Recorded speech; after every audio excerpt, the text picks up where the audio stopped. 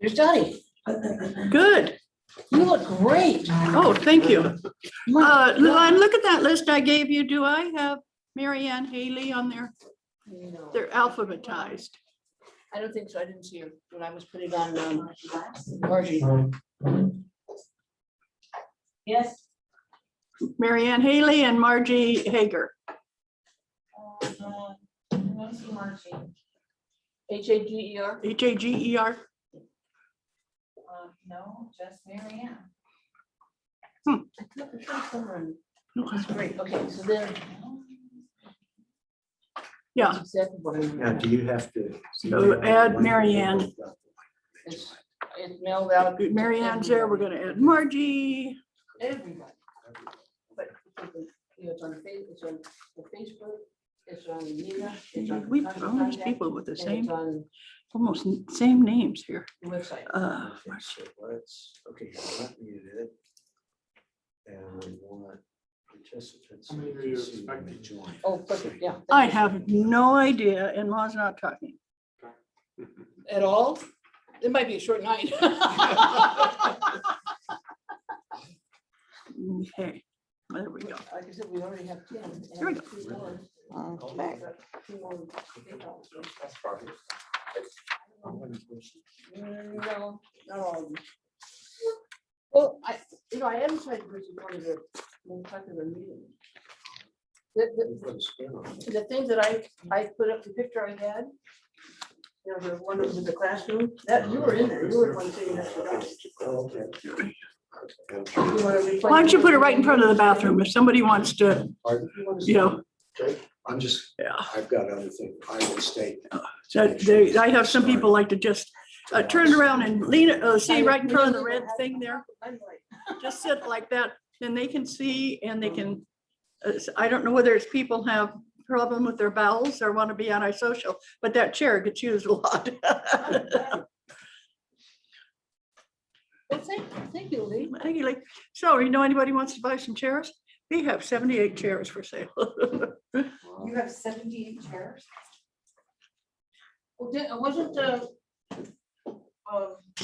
Yeah, Brianna? we're gonna be out of, we have to be out of here by the end of October. Yeah, I saw. Yeah. So, So, John was talking about a vacant place that used to have a little school in it, Uh-huh, over in Japantown. uh-huh. Is he thinking about moving there or? is he- Well, he's thinking, you know, if we're looking for a place, that Okay. this is an open room. So Okay, I said that we would look at it. and he said he would- preschool, they can meet. What? I have a friend that was up in Reading with my girlfriend, and she belongs, she's part of the American Indian Council for Northern California. oh, yeah, And so she had a big meeting and and they've been driving, driving from Reading to Eureka for their monthly, Ooh. whatever. So we're looking for somebody that can talk about the spirituality of indigenous people. Well, they just got handed, right before I was up there, there was a little school that did preschool. I have something for you to hand out. Sorry. We need pens. And Pens that haven't been with used all of the over a year. COVID stuff, they're not using the school. So. Each person gets one of Jane's gonna those. be, Okay. I think, zooming in. Who is? Jane Becker. Yeah, Did you put a note on the front door? Yeah. The back. she did. no, Front door? it says you go to the back door, doesn't it? Oh, Yeah, I it's thought for you the, meant to keep it up here. They're taking a check for it.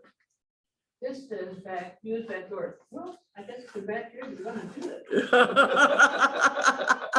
It's usually one of the back, that usually dies at 2 times. Okay. no, I didn't this time. Here's nice again, you guys do it. But you get in on all of the setting up and everything else there.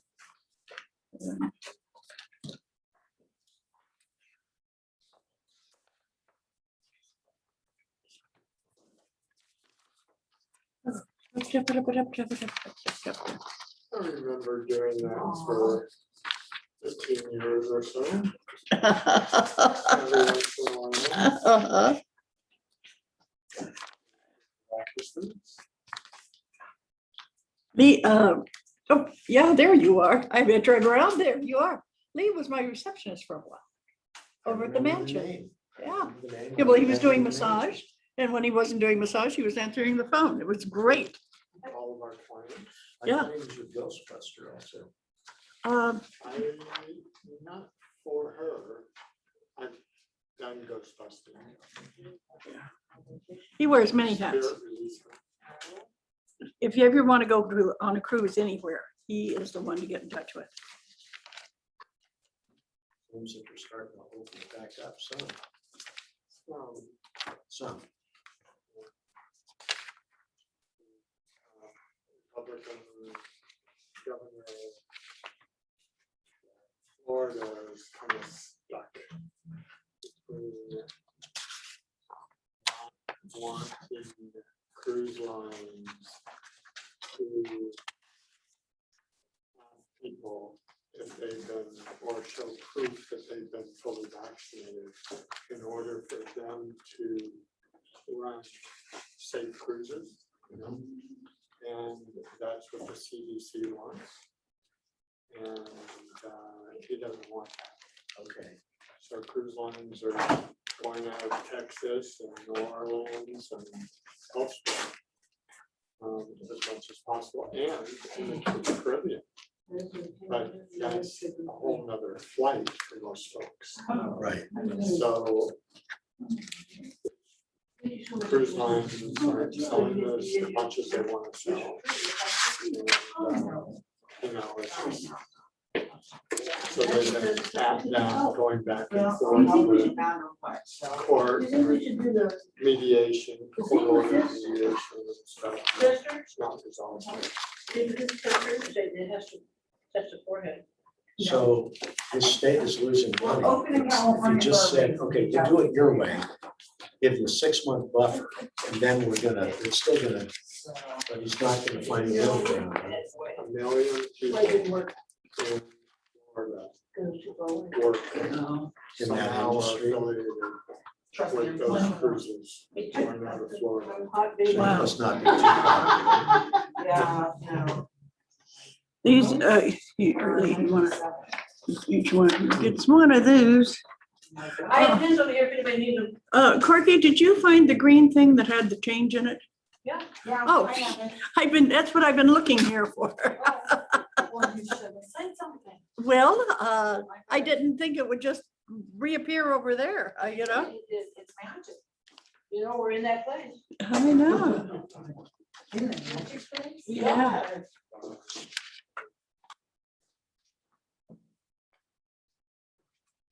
In that magic place.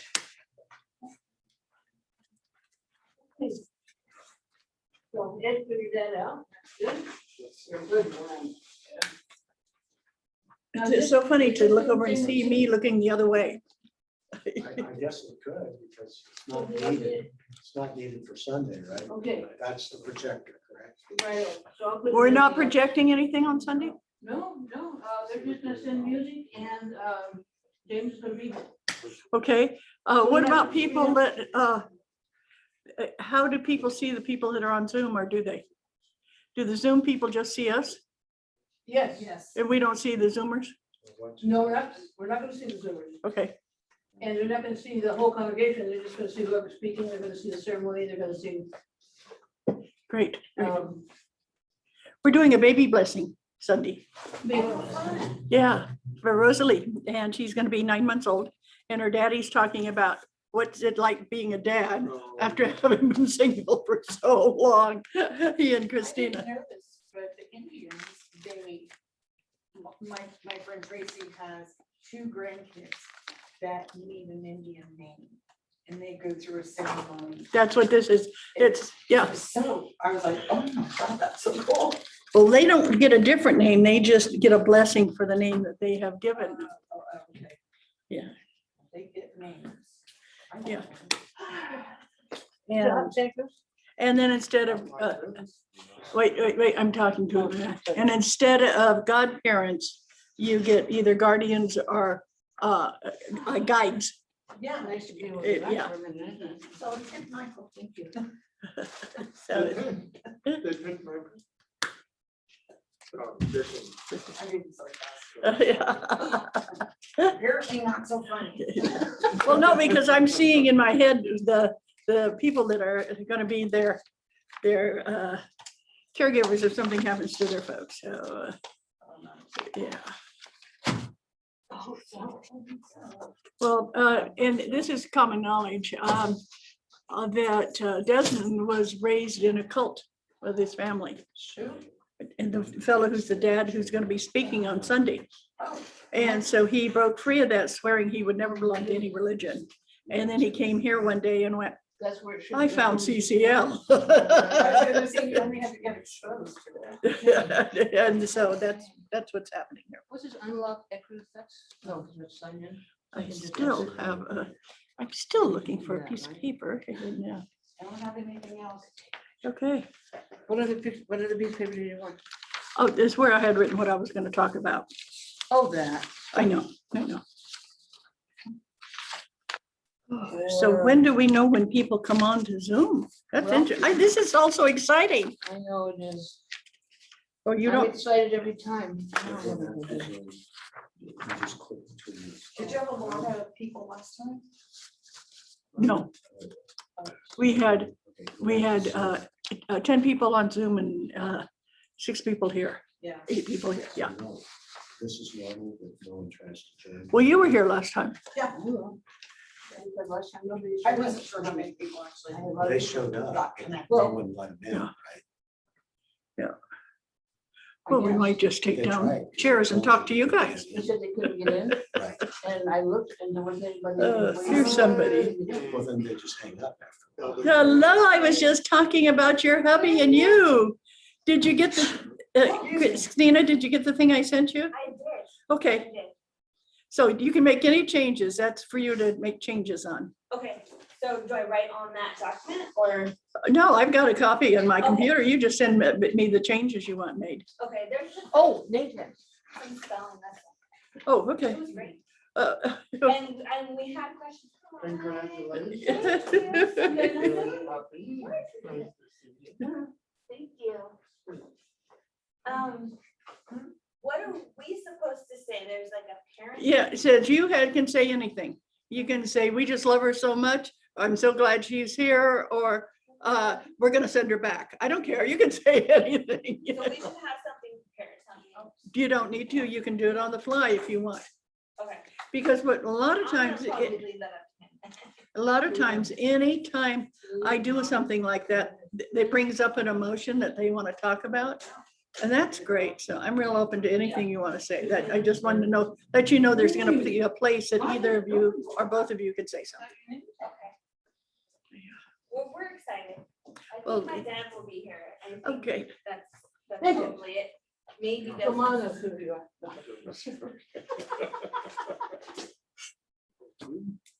Welcome. Okay.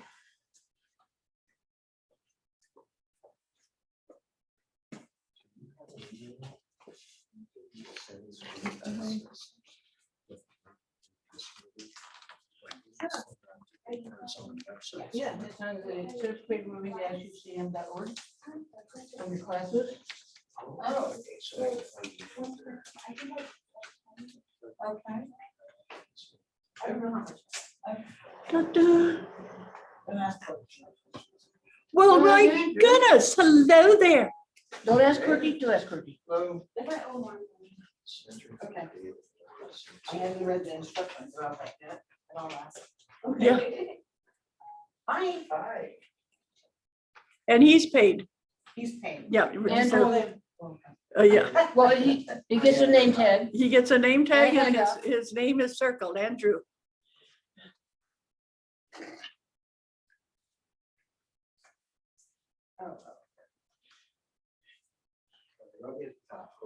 Thank you, Dottie. Hi. Hi, Hi. how are you? I'm doing well today. Good. Toasty, but well. Good, good, good, good. Good to see. Any seat. Hello, hello, Maria.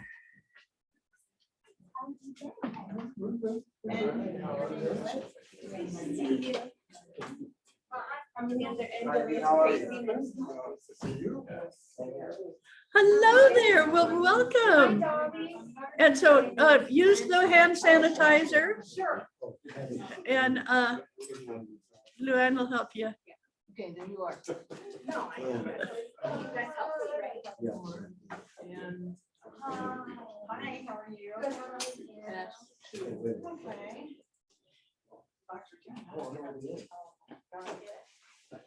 Wait, just hit. That's at the beach. So we stayed over by, we have this little place in the sea. It's pretty close to Paso, so we did like stay in Paso.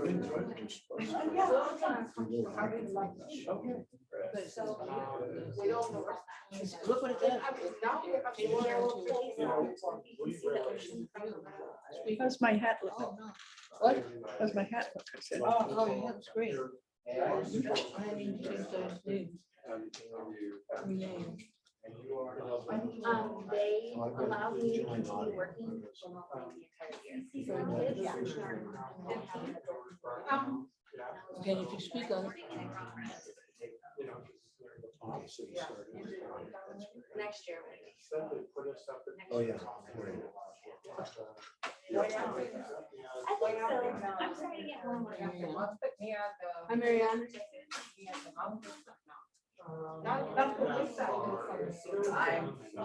Good to see your face. We're looking at people with masks on for so long. Yeah, yeah. Is that what it is? I didn't hear it recording. Hey, how you doing? Is that the note for you?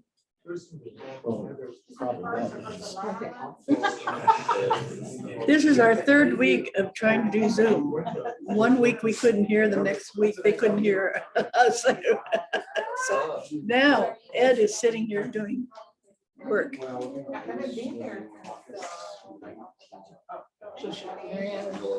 Marianne. Hi.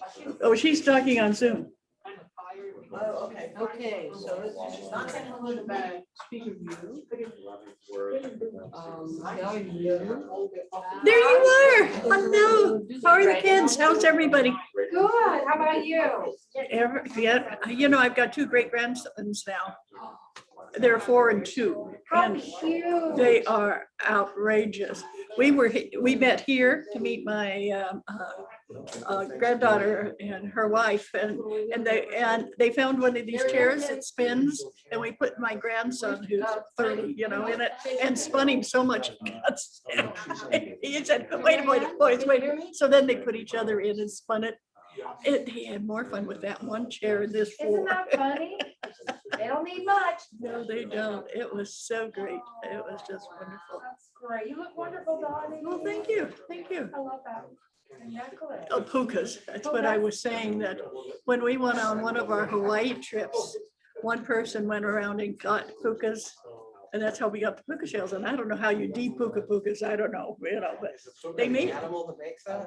And they made it, yeah. Oh, wow. So it's a little bit heavy because it's all real shell, you know.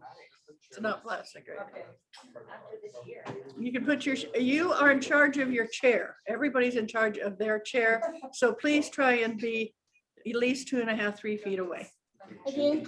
Hi, Jeannie. Do we have to do that stuff? Yes, you do, because this is my house. Actually, at the hospital, it's still masks and. Yeah, well, yeah, but you got a lot more germs there than we do, and most people are. I was telling somebody, they said, well, has everybody been vaccinated? I said, I have a church of independent thinkers. Oh, that's true. I always forget about Good, that. good response. You know, and all I want is for you to sanitize your hands and sit away, far away. That's all I'm demanding, okay? Oh, no. I can't make Sunday. I live with my daughter. Oh, good. Her and my granddaughter's a year and 3 months. That's great. So make sure you tell Christina, because she'd probably go, where's Andrew? Hello, Dottie. Desmond speaking, yes. Hi, Dottie. It's Jeannie.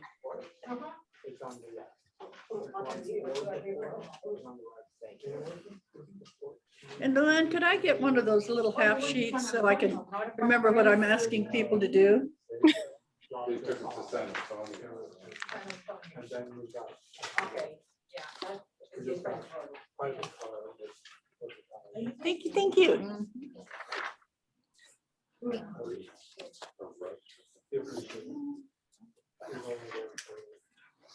You know, the thing is, like, if you forget something, yeah. And Ed, if you could, or have Corky put down who's attending on the device and Want me to do what? put down who's attending on the Zoom. Okay. Yeah, so I know who it was. I mean, you could go.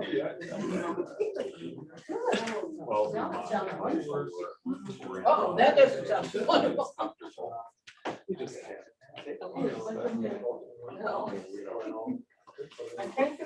And I'm, Corky, I have a thing printed out so you can put down who's on Zoom. Who's on Zoom? Oh, thank you. Perfect. You are so together. I couldn't find the money though. That was the Well, weirdest that's thing. because I gave the money away. Yeah.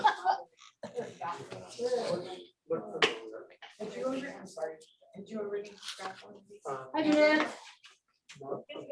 So there's Mary Ann. Okay. You see how, so that I have my check.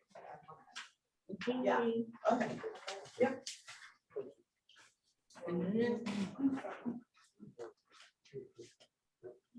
How's your baby doing? It's okay. I had free access. So, Oh, okay. Just getting I'm learning some words in Cantonese. you're doing anybody? Cantonese. Because Susie's trying to speak Cantonese and Mandarin. Uh-huh. So I'm learning some So words. you're I'm learning it. Spanish. Okay. Boy, look at you. You're gonna be so multilingual. Yeah.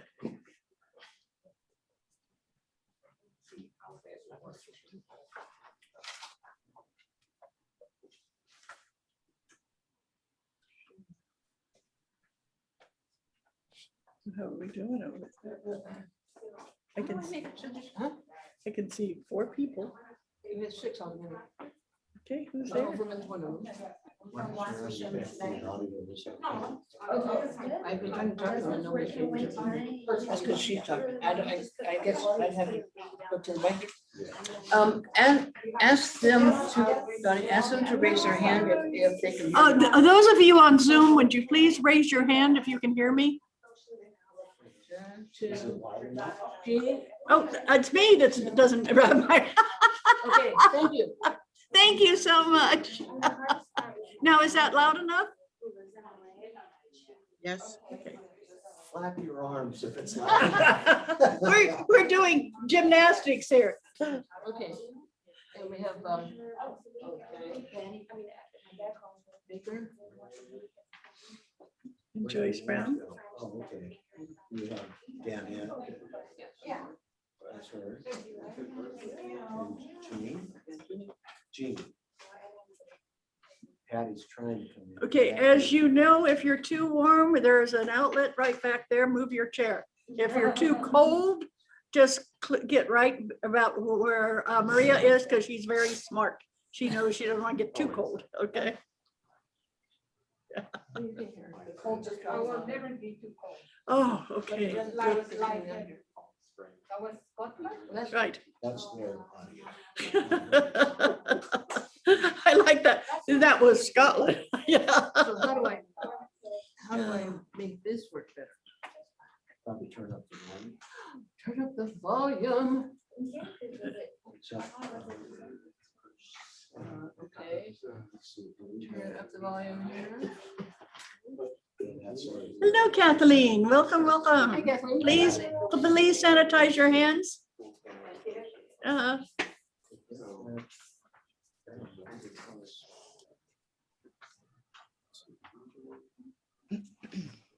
it was already done.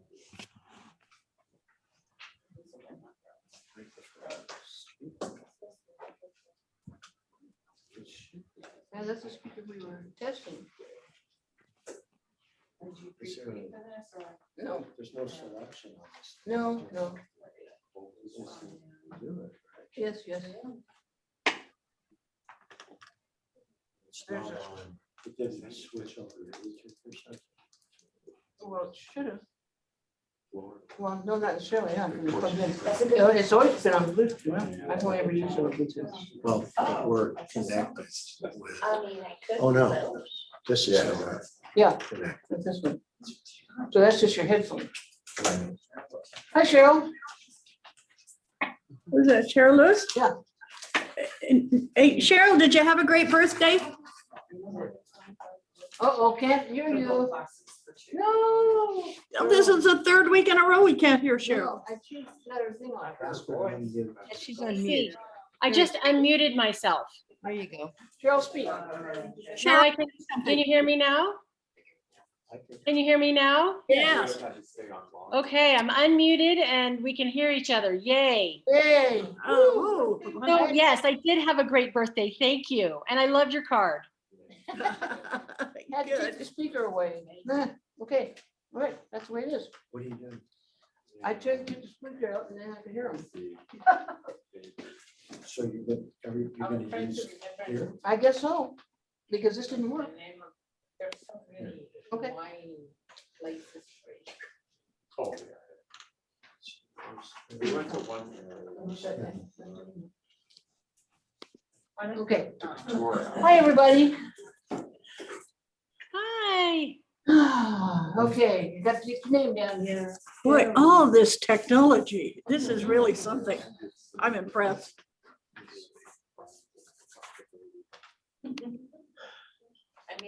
I think when No idea what I charge it out. I'm sorry. Google it. So can you guys come over Sunday and watch the baby blessing? I rubbed off on you. Didn't feel a thing. You can't, that's okay. Do either of you Zoom? Because it's gonna be Zoomed if you do. That's gonna be. I have Zoom on my phone. Right, so let's plug this back. But- I have the time with it. Yeah. And we'll also be probably videotape it. We'll get it so you can see that baby. And your Yeah. your volume set? Oh, it's still on. Let's see, how do we switch this? I don't know. I think it's on Bluetooth. Yeah, so Bluetooth seems to be working. So let's just leave it on there. Okay. So Is you she can- gnawing on everything? Yes. You can run this on Yeah. Bluetooth? These are even good. You turn this on Bluetooth and connect that? Yeah, Okay. I mean, it's all. the Isn't time she darling? For church stuff.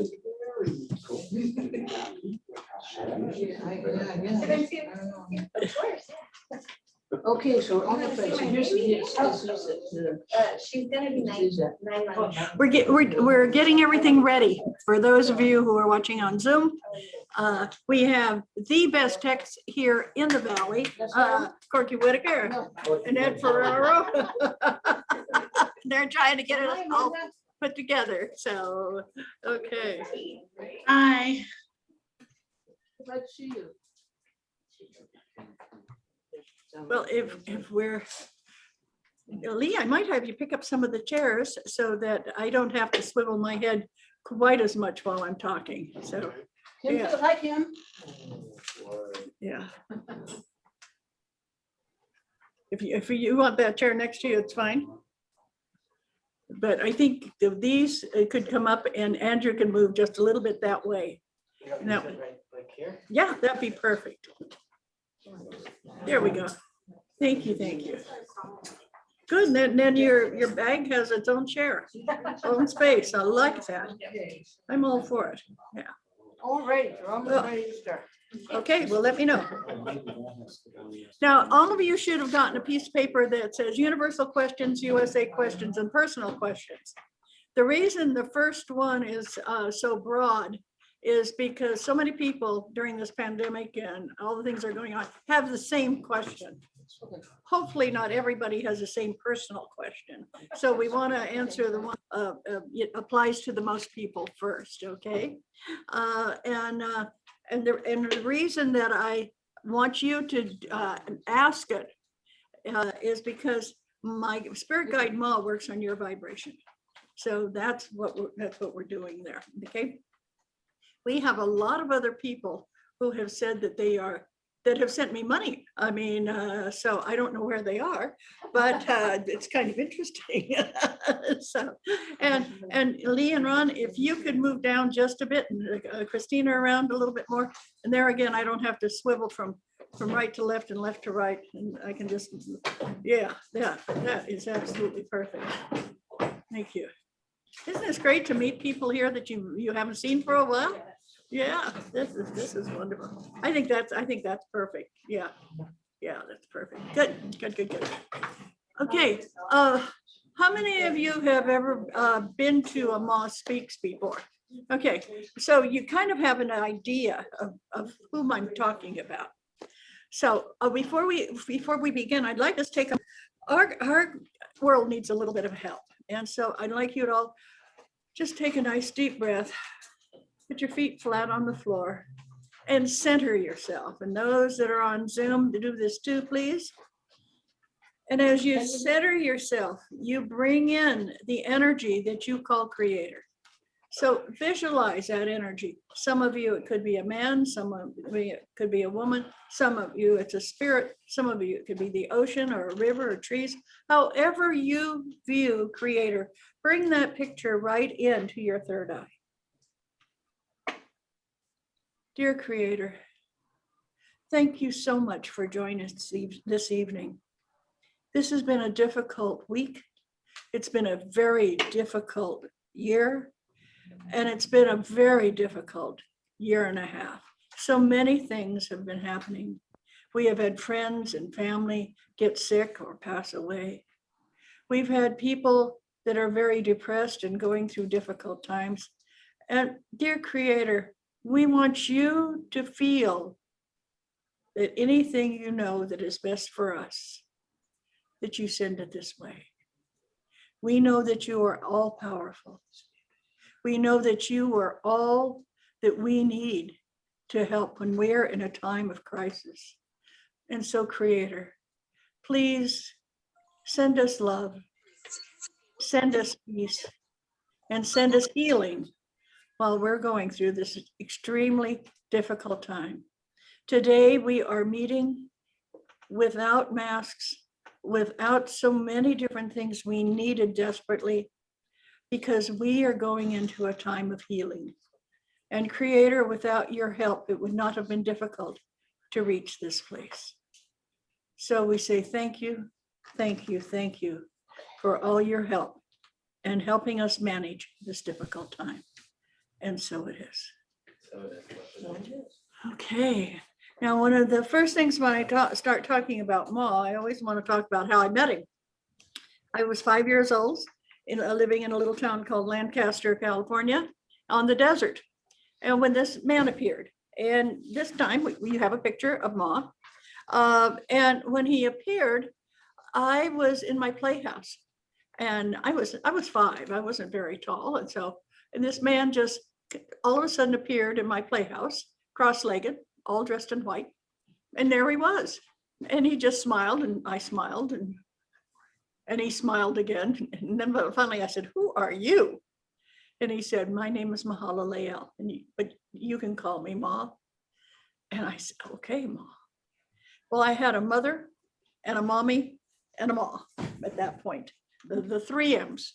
And each one of them was helping me grow and mature and do all the things in life that are needed for a 5-year-old.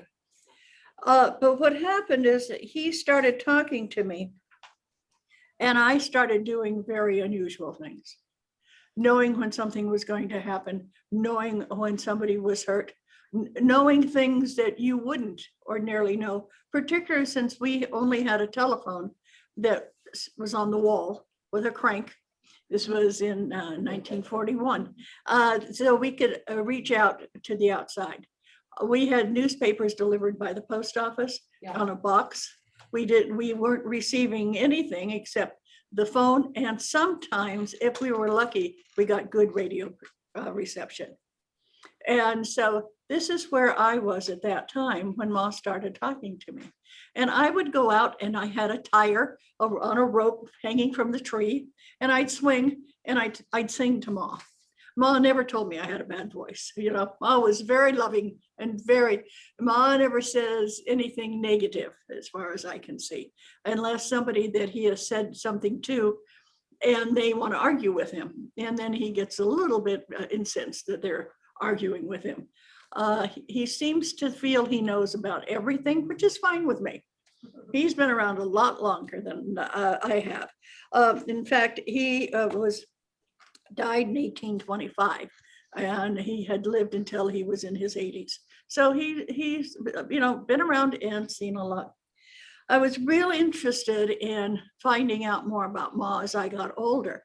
And one day I said, well, how long have you been around? And he said, well, open up your Bible to Genesis. And I went through, and Adam's great-great-grandson's name was Mahaleel.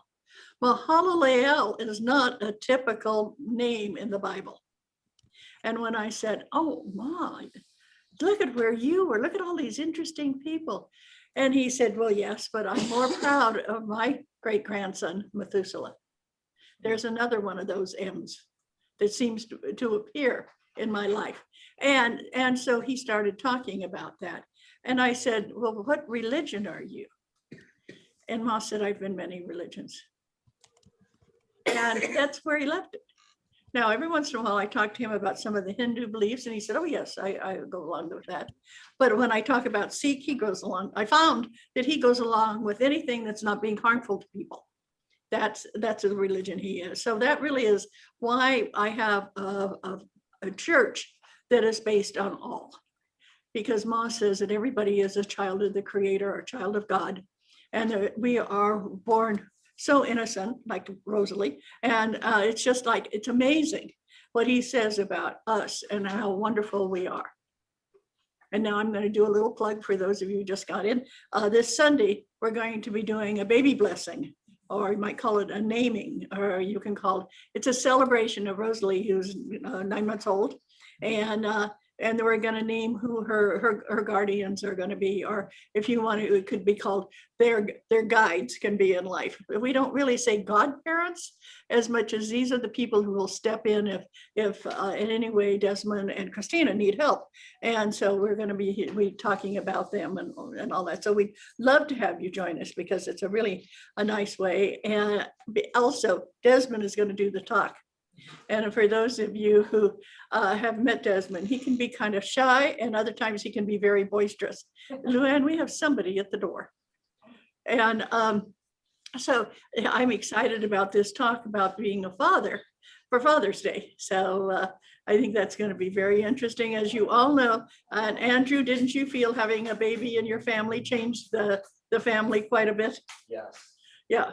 And it's amazing what the change is when all of a sudden a baby appears. Things that you thought were really valuable and you see him chewing on it, it wasn't really that valuable. The baby runs the household. The baby runs the household. Yes. So if you get a chance, please come Sunday for Father's Day, summer solstice. The first day we're back into the church and the naming ceremony. So there's a lot going on this Sunday. The thing that I like about Ma, and the thing we're going to be doing today, is when he talks to me, I don't realize that I look differently, because for me, I'm still being the same person. But other people say they can tell when I'm channeling versus when I'm just talking. When I'm incorporating Ma into my personage, or whether it's just me. I don't know the difference because I'm listening to Ma so much of the time. I know it's him.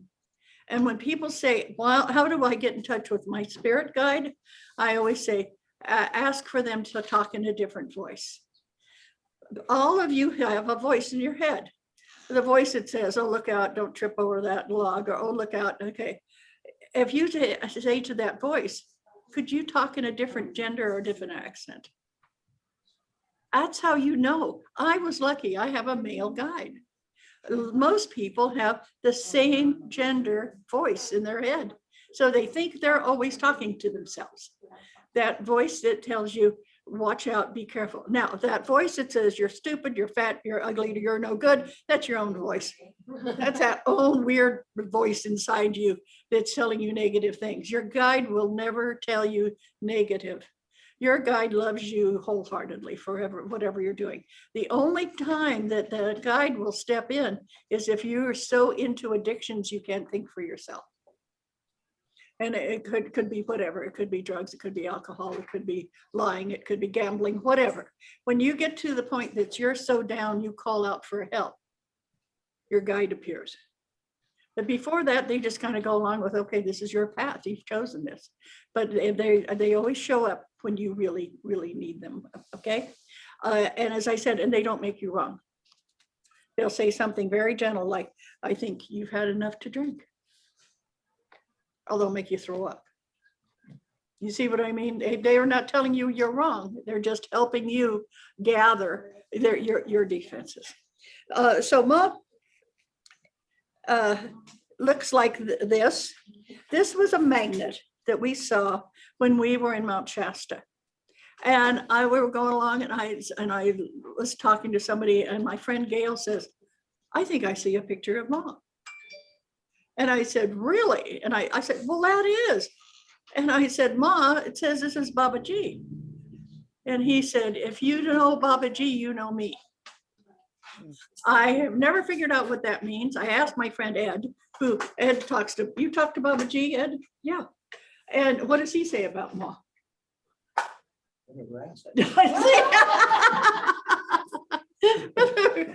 For those who don't know, this is for our computer genius. We're so glad he's here. So yeah, and that's like me. Okay, so Babaji and Ma, and you figure for all eternity, you have different faces, different personalities, and then that's what Ma says. And so I think that's a really good looking picture of him. But it also explains what, that's why I said it was on a magnet in Mount Shasta at a bookstore. Okay, that's okay, Tamara. So the thing that I like about it is when for last class, last week, when I said, I told my mother one day, when are my real parents coming back? And she said, what? I said, you know, my real parents, because I saw it like a cameo, a man and a woman with dark hair and dark skin. And she said, Dottie, we are your real parents. I'm a spitting image of my dad, you know, so I just knew they were coming back to get me one of these days. And it wasn't because I didn't like them where I was, but I knew that. And so when I saw this picture of Ma, I went, oh, there you are. That's the person I saw when I wanted to know when my parents were coming back. And so it was his wife. And as he said, yeah, that was my wife. And okay. Okay, you want to put the picture up to the people, to the camera? If to the Zoomers, like, tell me where and I get it in. Okay, Say, put it closer to the camera. Closer, closer, closer. There's Ma. When you see the 5 o'clock shadow, you're close. Okay. mine or his? Okay, thank you. And so Mahaleel is quite a character. And because not only does he help me channel, but he creates energy. And so that's why I say, if you ever want to ask for somebody, first find out that you're fine, Tamara. First find out who your guide is, if possible. And if you can't, then just say, Ma, could you come help me? Ma is very good at helping just about anybody. So that feels really positive. So just think about that, okay? And so now everybody should have a piece of paper that says that what we're going to be talking about and the universal question. So what I want you all to do. The people at home are wondering, you have mentioned something about writing on. Yeah, and questions. what I would like you to do is I will ask you to join us. Talk to. Oh, I'm sorry. I'm talking to Corky.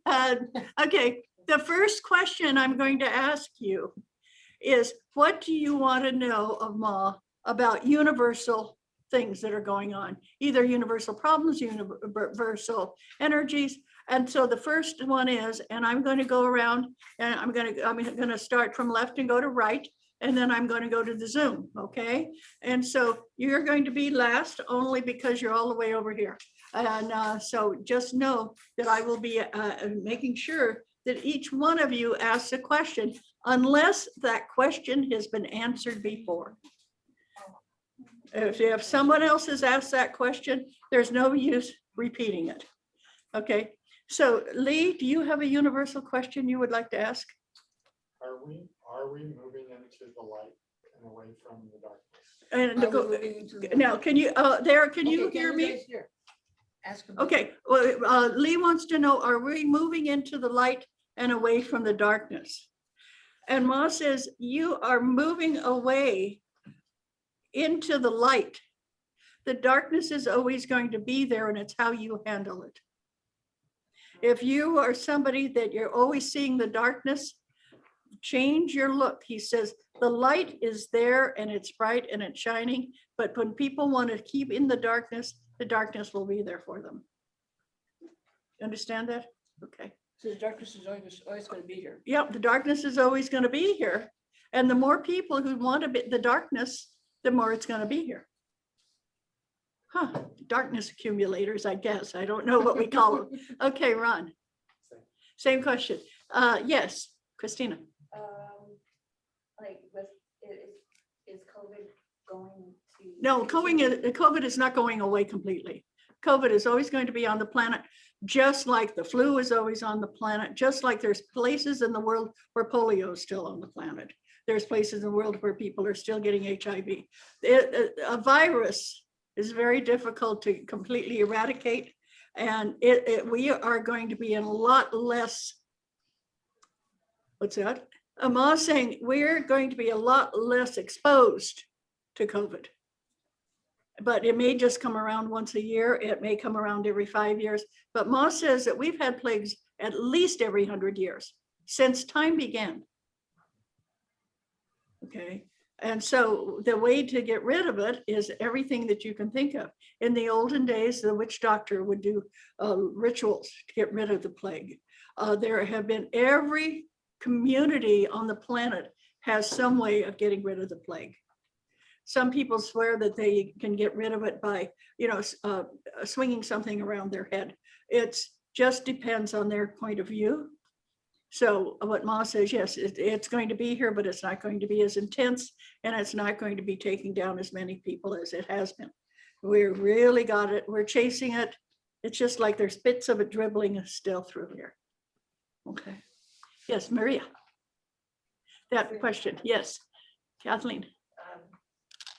And I'll give you the context of this too. Does the law of attraction work more on a personal level, or does it work on a societal level? And the context is detractors will say, like, a mass event like the Holocaust or 9/11, planes crashing into buildings, that did those people somehow attract that?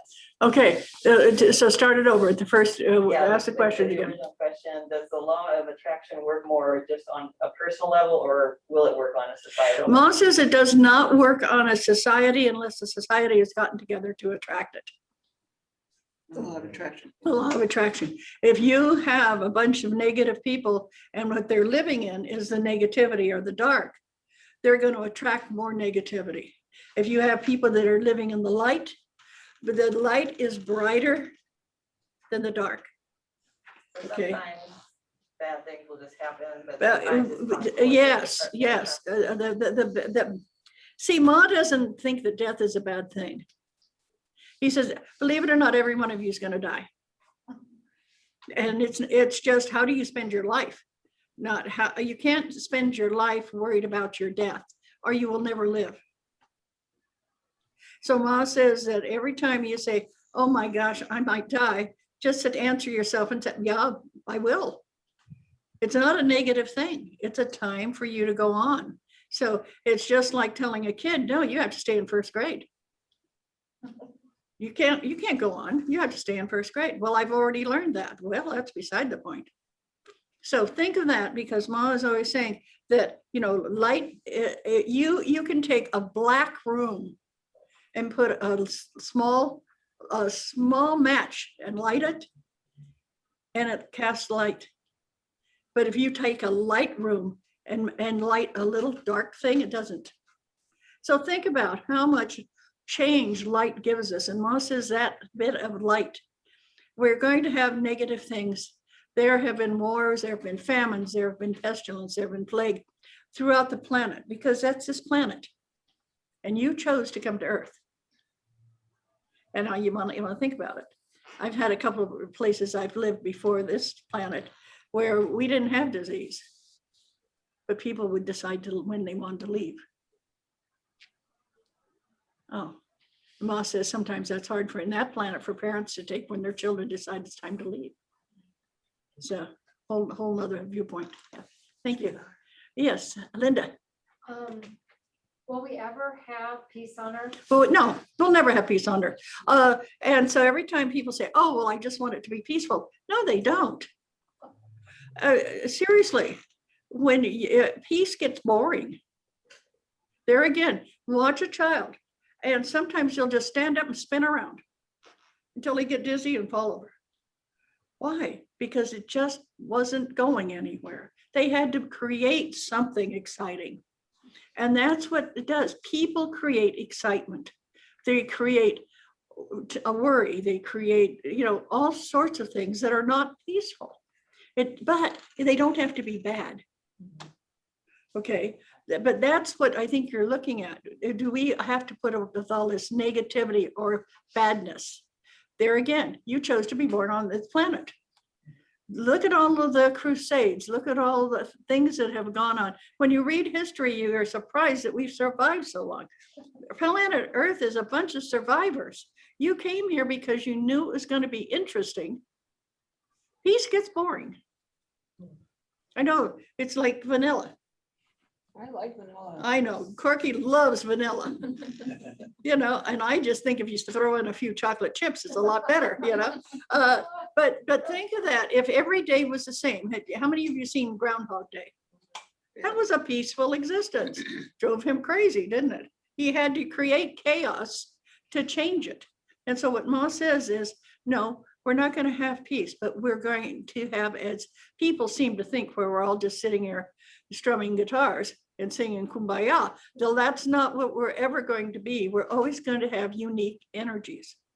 Hopefully we're learning not to be at war with each other over whether it's religion or it's racism or it's a color of their jumper at a parochial school. I mean, people go to war over some of the strangest things. And I think that is a peaceful time. But people being angry with people, people hitting people, we're always going to have that because people are different. Okay, thank you, Ma. Yeah, Luann. I think, I don't know, I'm assuming, we all know the aliens are here. When are they gonna actually be? What do they have to gain? Ma says you've had aliens since this planet was first inhabited. I get that, but I want them, I want to know when they're actually coming out, so. They don't want to. What do they have to gain? Here you have peaceful people coming to a war planet. What do they have to gain to show themselves? Well, why are they building such a huge place under the South Pole? Ma says we don't ask why. They're there, so. John Kerry asked them. Okay, but Ma says. What did he say? Ma says they are so better equipped to handle themselves than we are.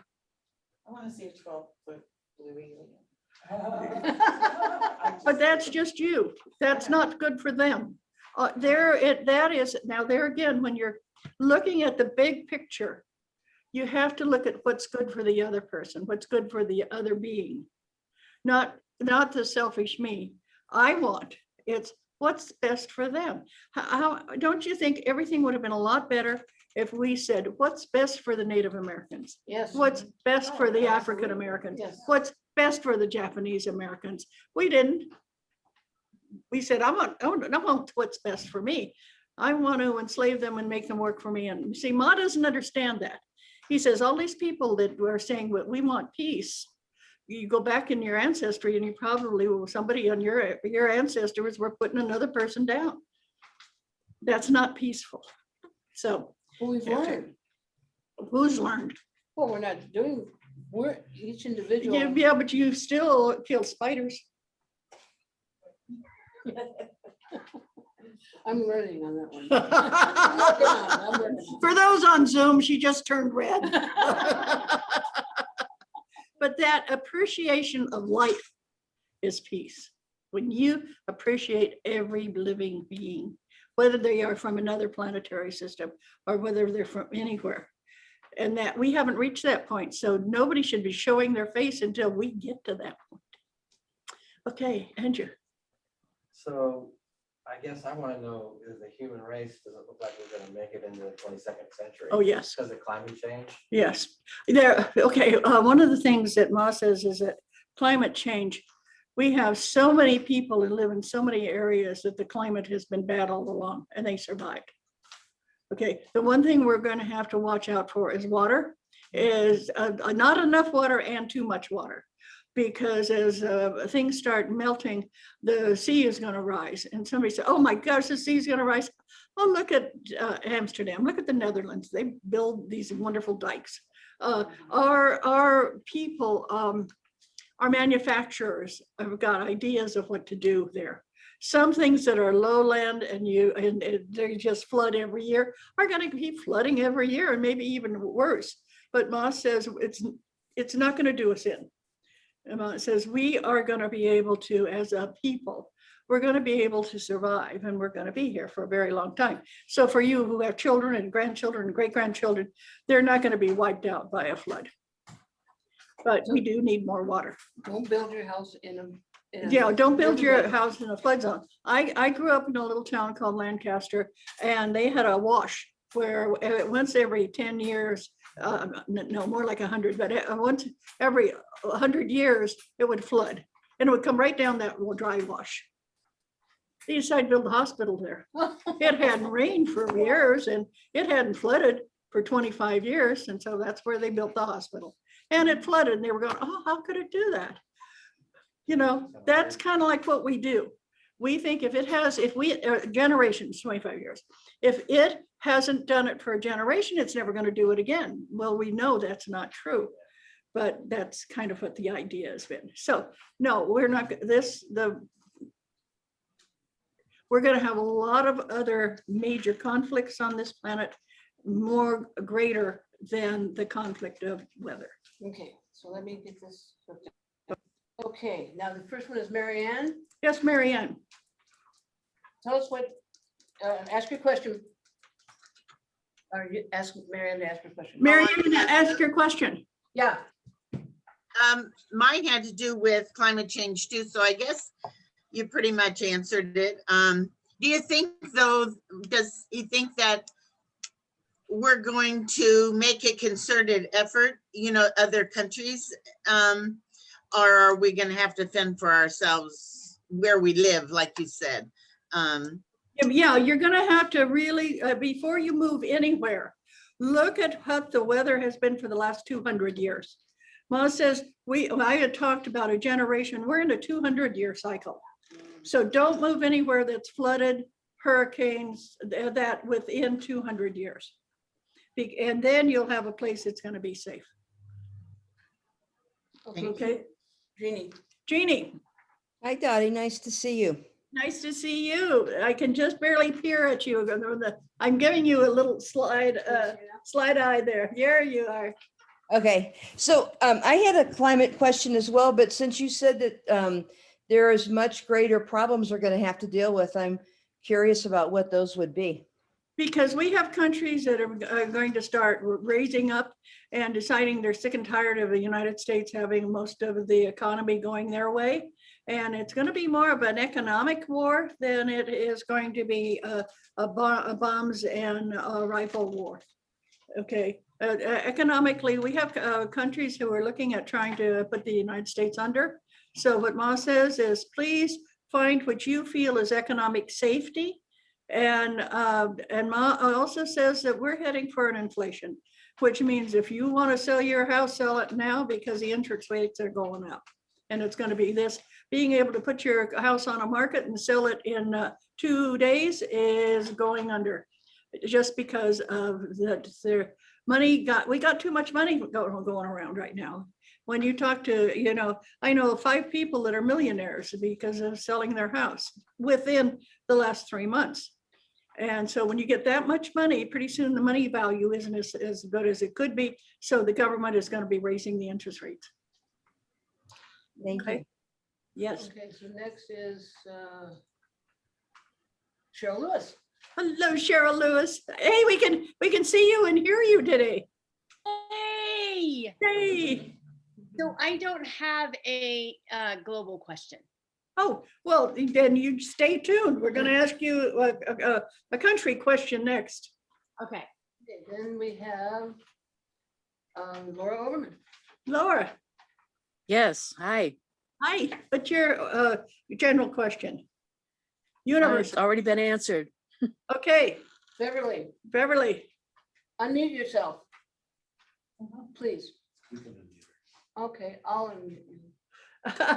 Beverly, you're being unmuted. Well, maybe not. Ask her. Asked to unmute. She's over right. Okay, how's that? Can you hear Yes, me? perfect. Yes. Oh, sorry. Yeah, I was asking about climate change too. I don't know if I'm supposed to FaceTime. I don't have a camera on my phone, on my computer.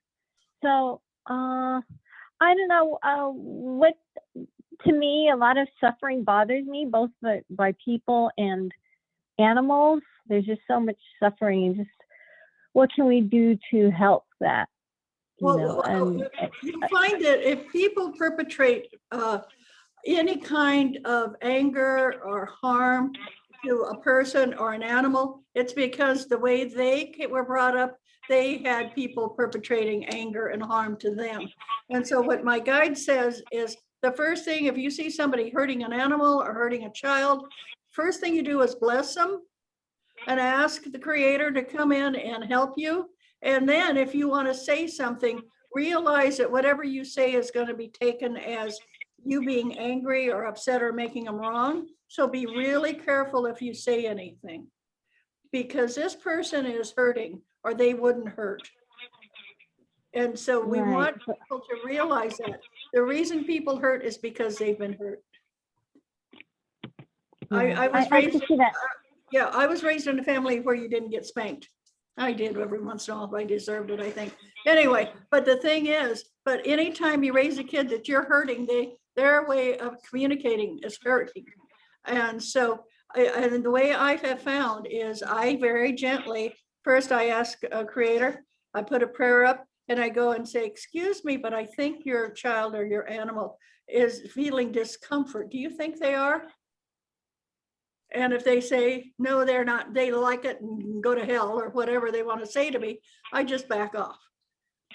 But I don't just stand and watch somebody be hurt or an animal be hurt and not say anything, but I do it in a very positive way.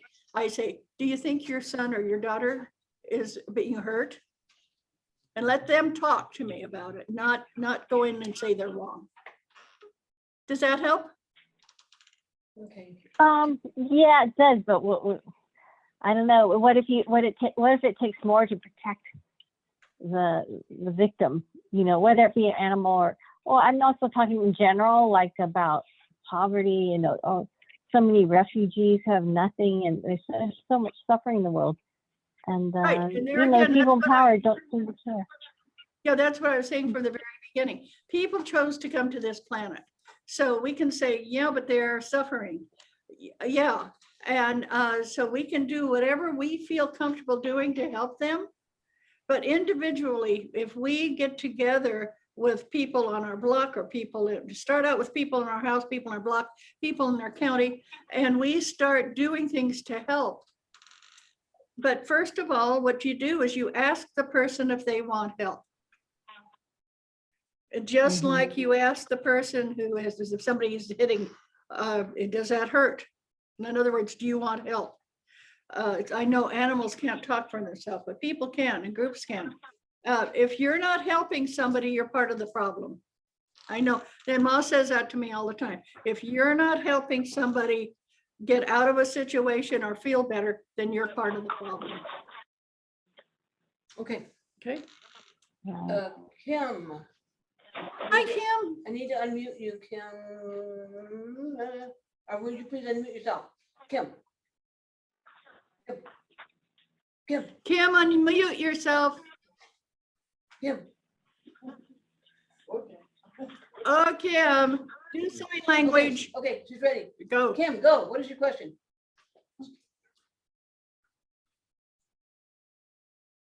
Kim, is she someone to be here? Yeah, Kim I wanted guess to we be here. scared her. Amanda. Amanda, can you, yeah, great. Can you hear me now? Yes. Awesome. I guess the general question I have is, are we going to have a big earthquake soon? Yeah. Oh, don't even say big earthquake. For anybody who is afraid of earthquakes, what Ma says is Mother Earth is like any mother. And Mother Earth is moving the planet.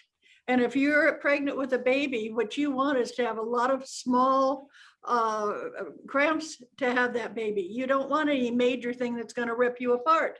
Do the same thing with Mother Earth. Say, oh, hey, Mother Earth, we'd like for you to have a lot of little earthquakes. They don't bother me. They don't make me sick. They don't destroy anything, but you're moving the planetary system around. You're moving countries. You're moving islands.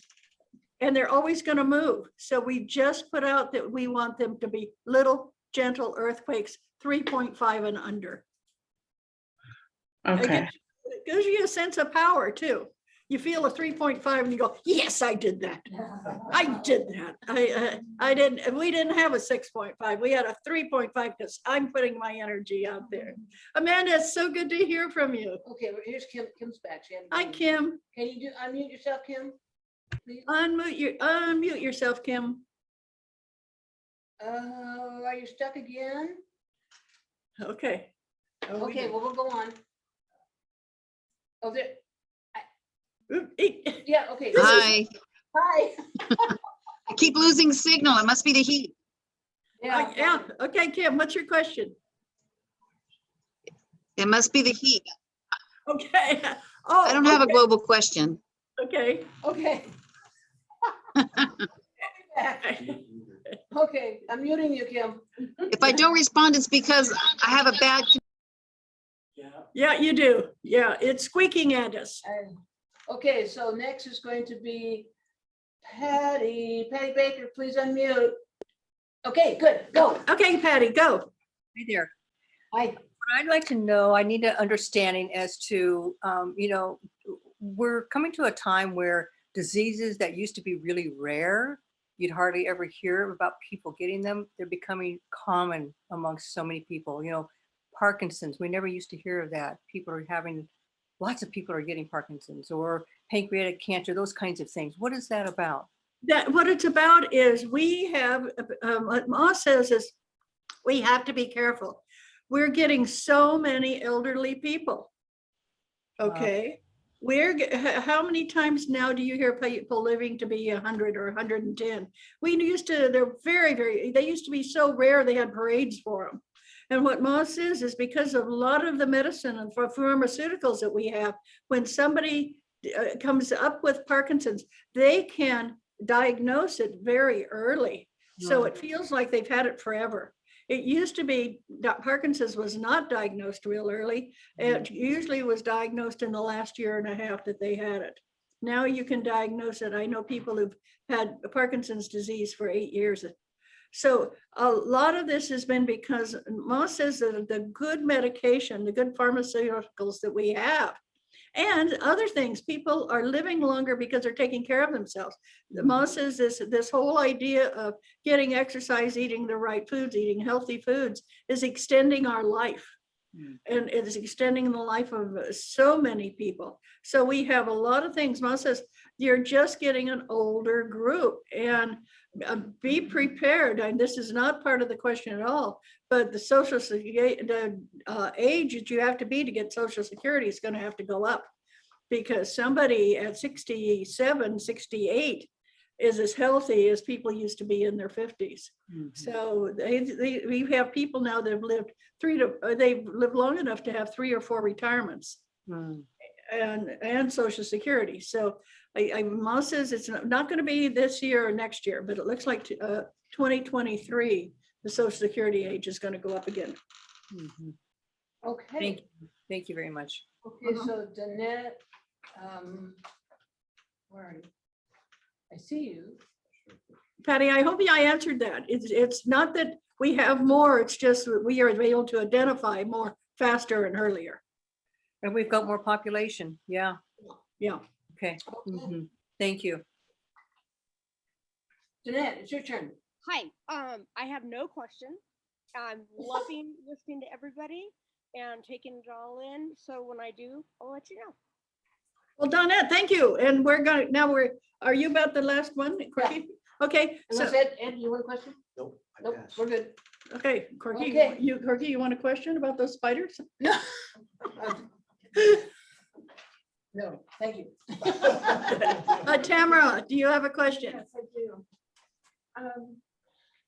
I was wondering, Sai Baba's third incarnation, he said his third incarnation was going to be born 2015, and I think you and I had talked about that before. And I'm just wondering, what year will we be aware of that third incarnation? When will it, like, hit, you know? But Ma says that Sai Baba has more than one incarnation, and sometimes he can even have them. He said he could have them simultaneously. Okay, but he talked, you know. Yeah, but he talks about. He gave speeches, a lot of speeches about Right. his third incarnation that he'd be known for, and he says that incarnation was born 2015. Right, right. And so I'm just wondering, for that incarnation that he spoke, you know, the Prince side that he talked about so much, I'm just wondering what year we're going to be, you know, hearing about it, you know. Not for a while, and mainly because people are going to be really upset because he's not the gender nor the race that they think he should be. Right. No, I'm aware of that. Okay. Yeah, you and I have talked about that before, that. Right. That Prince side looks like it's going to be Christian female. Right. Because he's pulling all the religions together. But is there a year that we're going to be like the people who follow? Ma's not really into years. He's not giving me. He says it when they reach the age of 21, we're going to hear about. Okay, well, he kept saying that the you know, she was going to be born 2015, so I guess I can just add 21 years to that. Right, exactly. Yeah. Okay, thank you. You're welcome. Okay, Lee, what's any question for the US?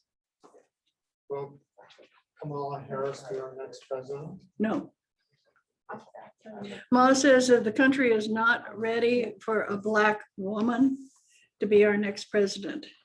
And the only way she will be is if Biden dies in office. But elected, no. Okay. Yes, Ron? That's my thinking, the current division in our country. He says it's exciting. It's exciting. He says it's exciting. We've got people thinking about politics and never thought about it before. We've got people that are going out and saying, this is what I believe in, that we haven't had before. We were pretty low key. Okay, and whether you like it or not, it's energy. And Ma says that anytime we get energy, as long as it's not real negative, it works. And it works, get the people involved. More people are voting, more people, you have more people talking about what's going on with the country than you ever had. Right. Okay, so. What yeah. about traveling around the country? If you were deciding to go on a road trip all around the country, what kind of energy would you run into Ma says, look at the map and see how people have voted and what state. And if it's against what you believe in, don't go there. You're not going to change their mind. No, Yeah. not change your mind, but not Yeah. be, you know, you feel like you're a target. No, you're not if you don't go there. Yeah, go to the states that you think that, work for you. Yeah. Okay. Yes, Christina. My question is about education.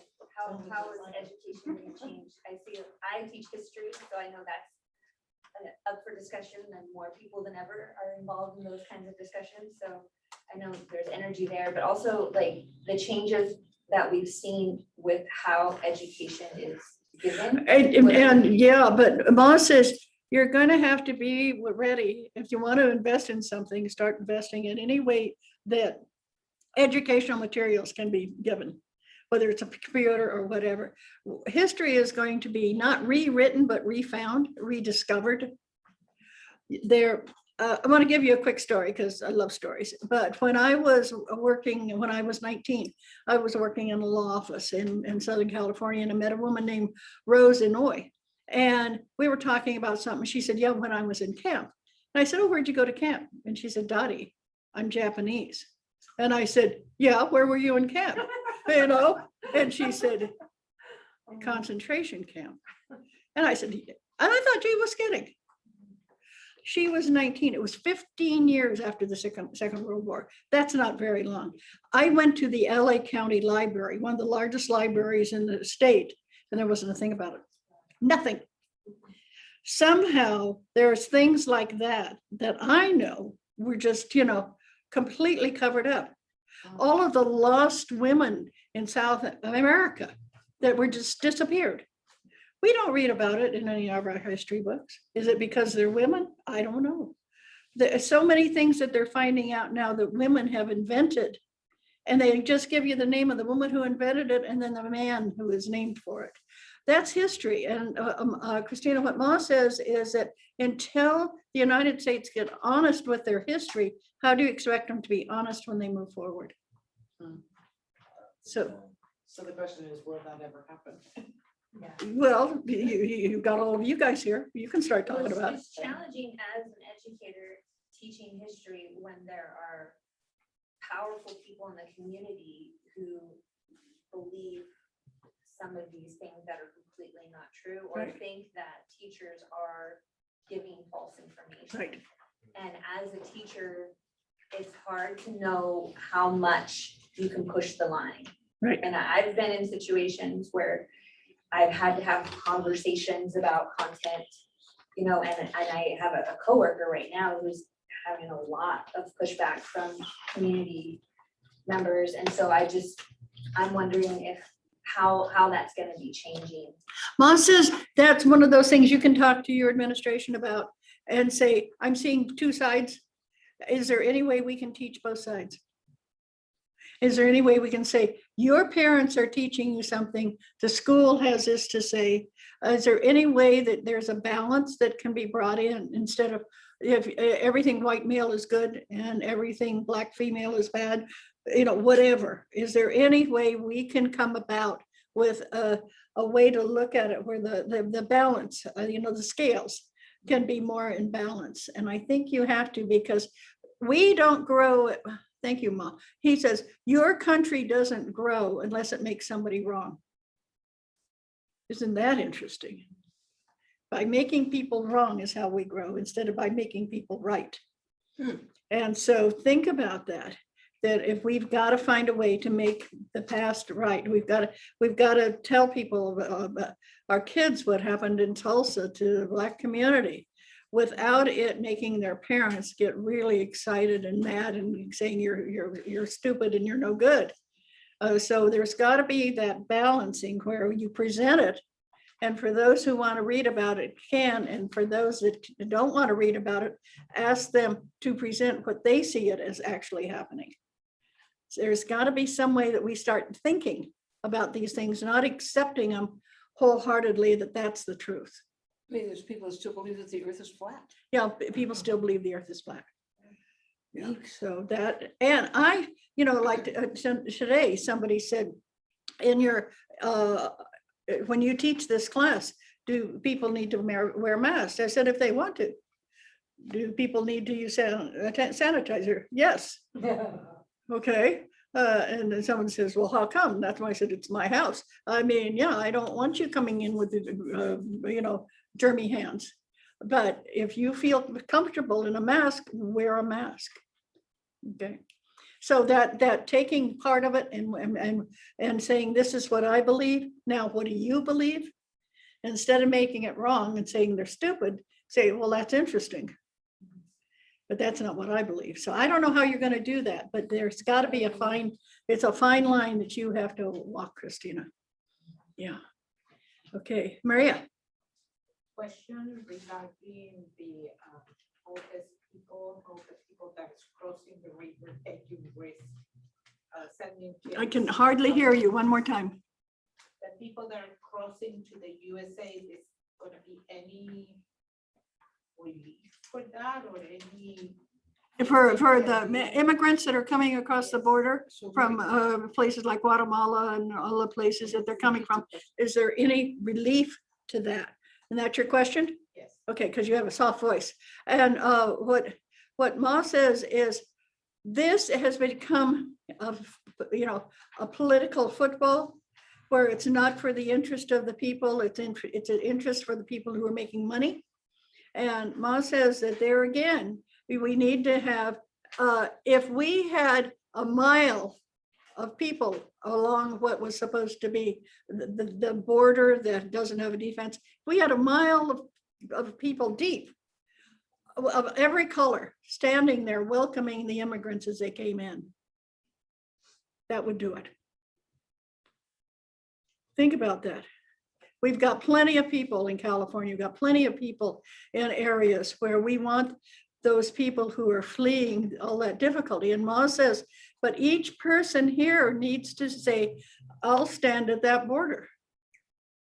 And you can get people to sign petitions that say, I'll go down there on July 4th, good old Independence Day. I'll stand there and welcome those people and welcome them with open arms.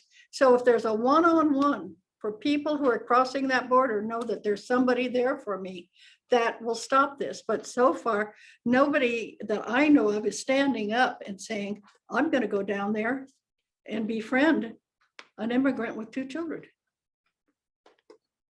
So all of you people in the room and the watching, we have a responsibility as caregivers to say, I will go down there and help. Or I will send money to a group that I know that's helping. Some way, we need to make a difference. Everyone, we need to make a difference. Ma is really, because Ma's country of India was going through, lots of immigrants went to India and they were welcomed. Okay, Kathleen.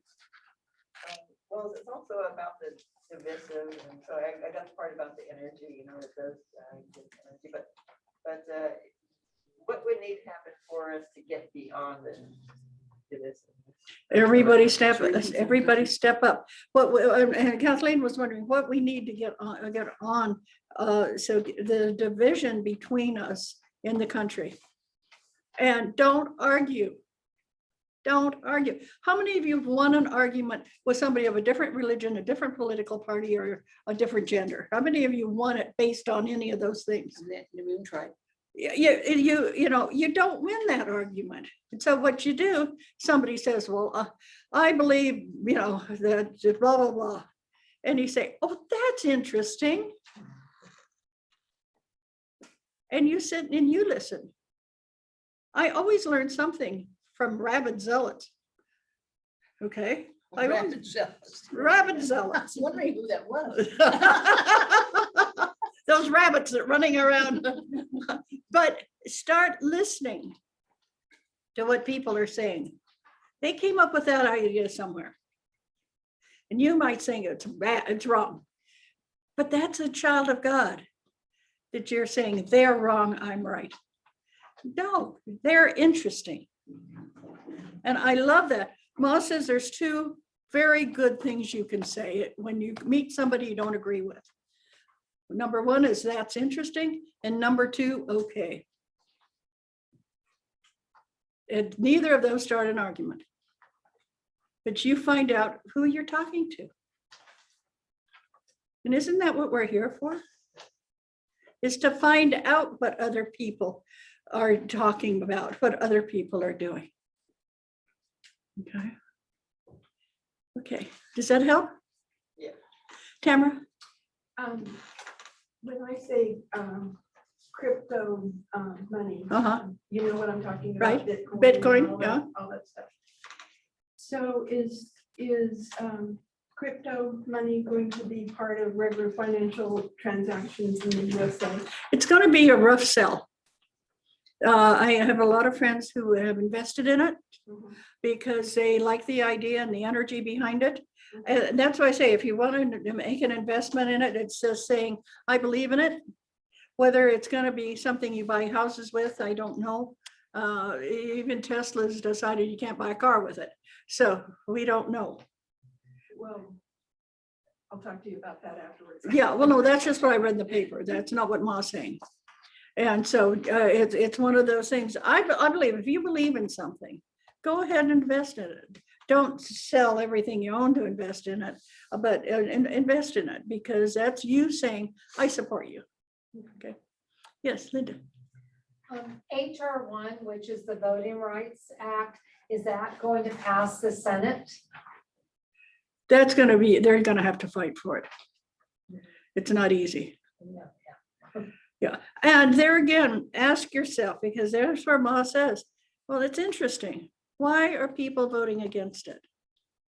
Where do they come from? Have you ever talked to somebody who was against it? Yeah, No, it's just what I read about on, read in the paper, online, the news. Yeah, and find out, because the California news is very different than Georgia news. Oh, yeah. Okay, so you want to say, okay, I want to meet somebody who's against it and find out what their rationale is. To me, that's the way, as Ma says, that's the way you grow, is when you understand the other person. Right. It just seems like there's a lot of misinformation out there. Yeah, on both sides. Yeah. Luann? I really need to know if Trump is going to be. No, you don't. No, you don't. You don't really need to know that. What are you going to do about the knowledge? I'm sorry? What would you do with the knowledge? Breathe? If you're not kidding, Dottie. That is. Then you're too invested in something you have no control over. Because Ma says that we only invest our time and our energy in something we care for and we have control of. We can worry about anything. Any one of us can worry that one of those lights is going to fall down. What does that do? It gets your heart rate up. It gets you so you don't trust overhead lights, and it drives you crazy. So if you want to live a healthy life, Ma always says, what difference does it make? What difference, Dottie, does it make to you personally if this doesn't happen? If you're not working for it, there's nothing that you can do. I have picketed so many things because Ma says, do you really believe that this is something that, do you really believe that you should be out there picketing? Do you really believe in this? Get up and show it. Don't sit and argue with somebody. Don't sit and complain about it. And Ma says, don't let it keep you awake at night if you can't do something about it. Okay? Yeah. Andrew. So do you see any large scale changes to the US government and or a revolution? Large scale revolution, no. Large scale changes in government, no. They're going to be very small. That's what happens when we've got a Senate and Congress that are pretty balanced. It's going to be small. We're going to have some heroes. Ma says there's going to be heroes coming out. We're going to stand up and really make a difference. But a lot of those people are scared. They're scared they're going to lose their seat. They're scared. We've got people there that should have retired 50 years ago. And Ma says, there again, we're honoring their age and not their lack of intelligence. We have to start looking at people who have limited brain capacity running the country. And Ma says it's there again. We kept honoring the elderly and honoring them, which is nice, but you can't run a country on old brains, because the new energies are what make things work. The new energies are what has made every country work. When Ma always uses a thing, yeah, and how old were the kids that threw the tea in the harbor? Our country started on youth, and we're ending up with age. And age just wants everything to be the same. They don't want any change. Okay, Zoomers. Okay, Mary Ann. It's your turn, please. Unmute. You're muted. Unmute. Mary Ann, tell her. Mary Ann, you're muted. Okay. Okay. So a lot of the things that's brought up are things that I'm concerned about too. So, but I like the answers we're getting from you and Ma. I think we need to listen better to the other side because that division is gonna just get worse, I think, before it gets better. And it's because people aren't listening and or only selected groups are listening. I'll say that. Right. So I'm learning a lot from just listening to you respond, and I appreciate that. Thank you. Good, thank you. Thank you. Jeannie. Unmute, please. Yep. So I'll follow up, Dottie, on what you just said about age. So I thought Bush 43 was going to be our last baby boomer president. And of course, that didn't happen.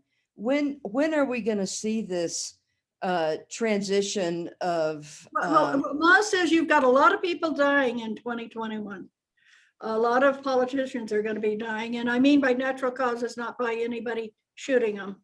And Ma says that 2021, 2022, 2022, we're going to start see new people running for offices, local offices, and they're going to be younger, and we're going to have more people that are running that are transgender. We're going to have more people running that are various minorities. We're going to have the color of the Senate is not going to be all white.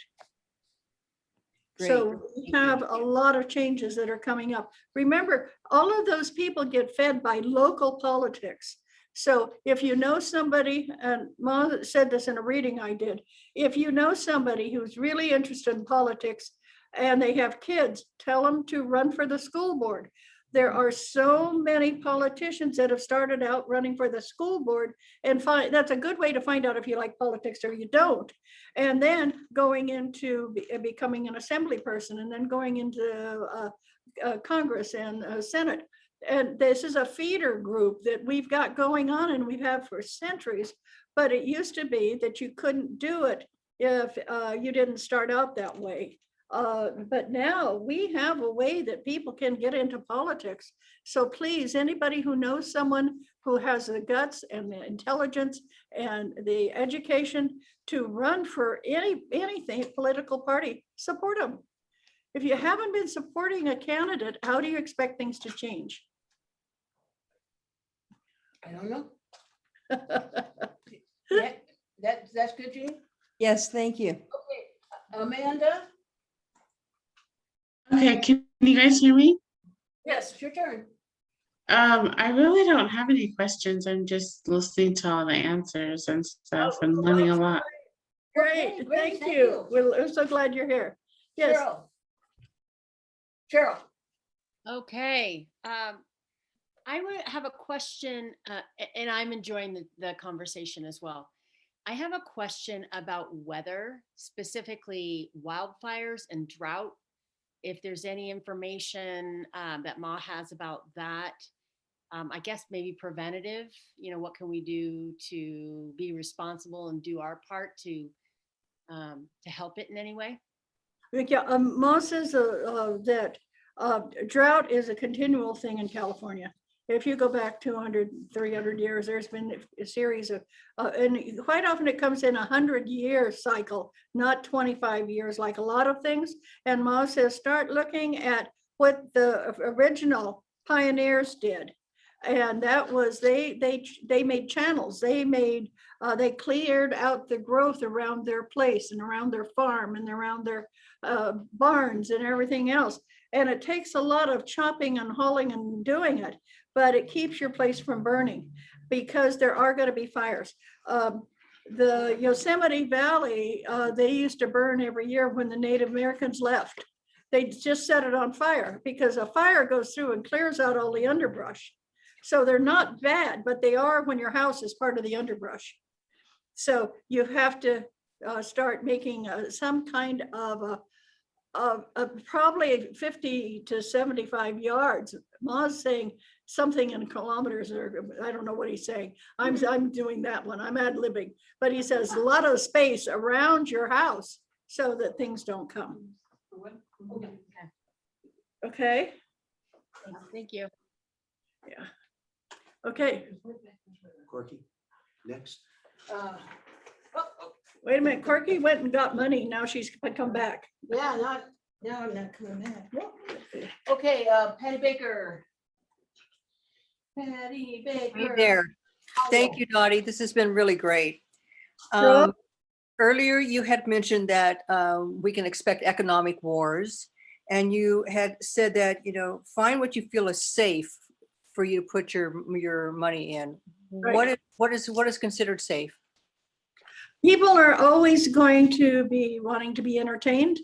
People are always going to want to wear clothes. People are always going to want to, you know, find out they're going to drink water. I mean, the municipal bonds for any type of municipal bonds that you want to get into that is helping keep your place free of fire. I mean, start looking at something that you really are invested in.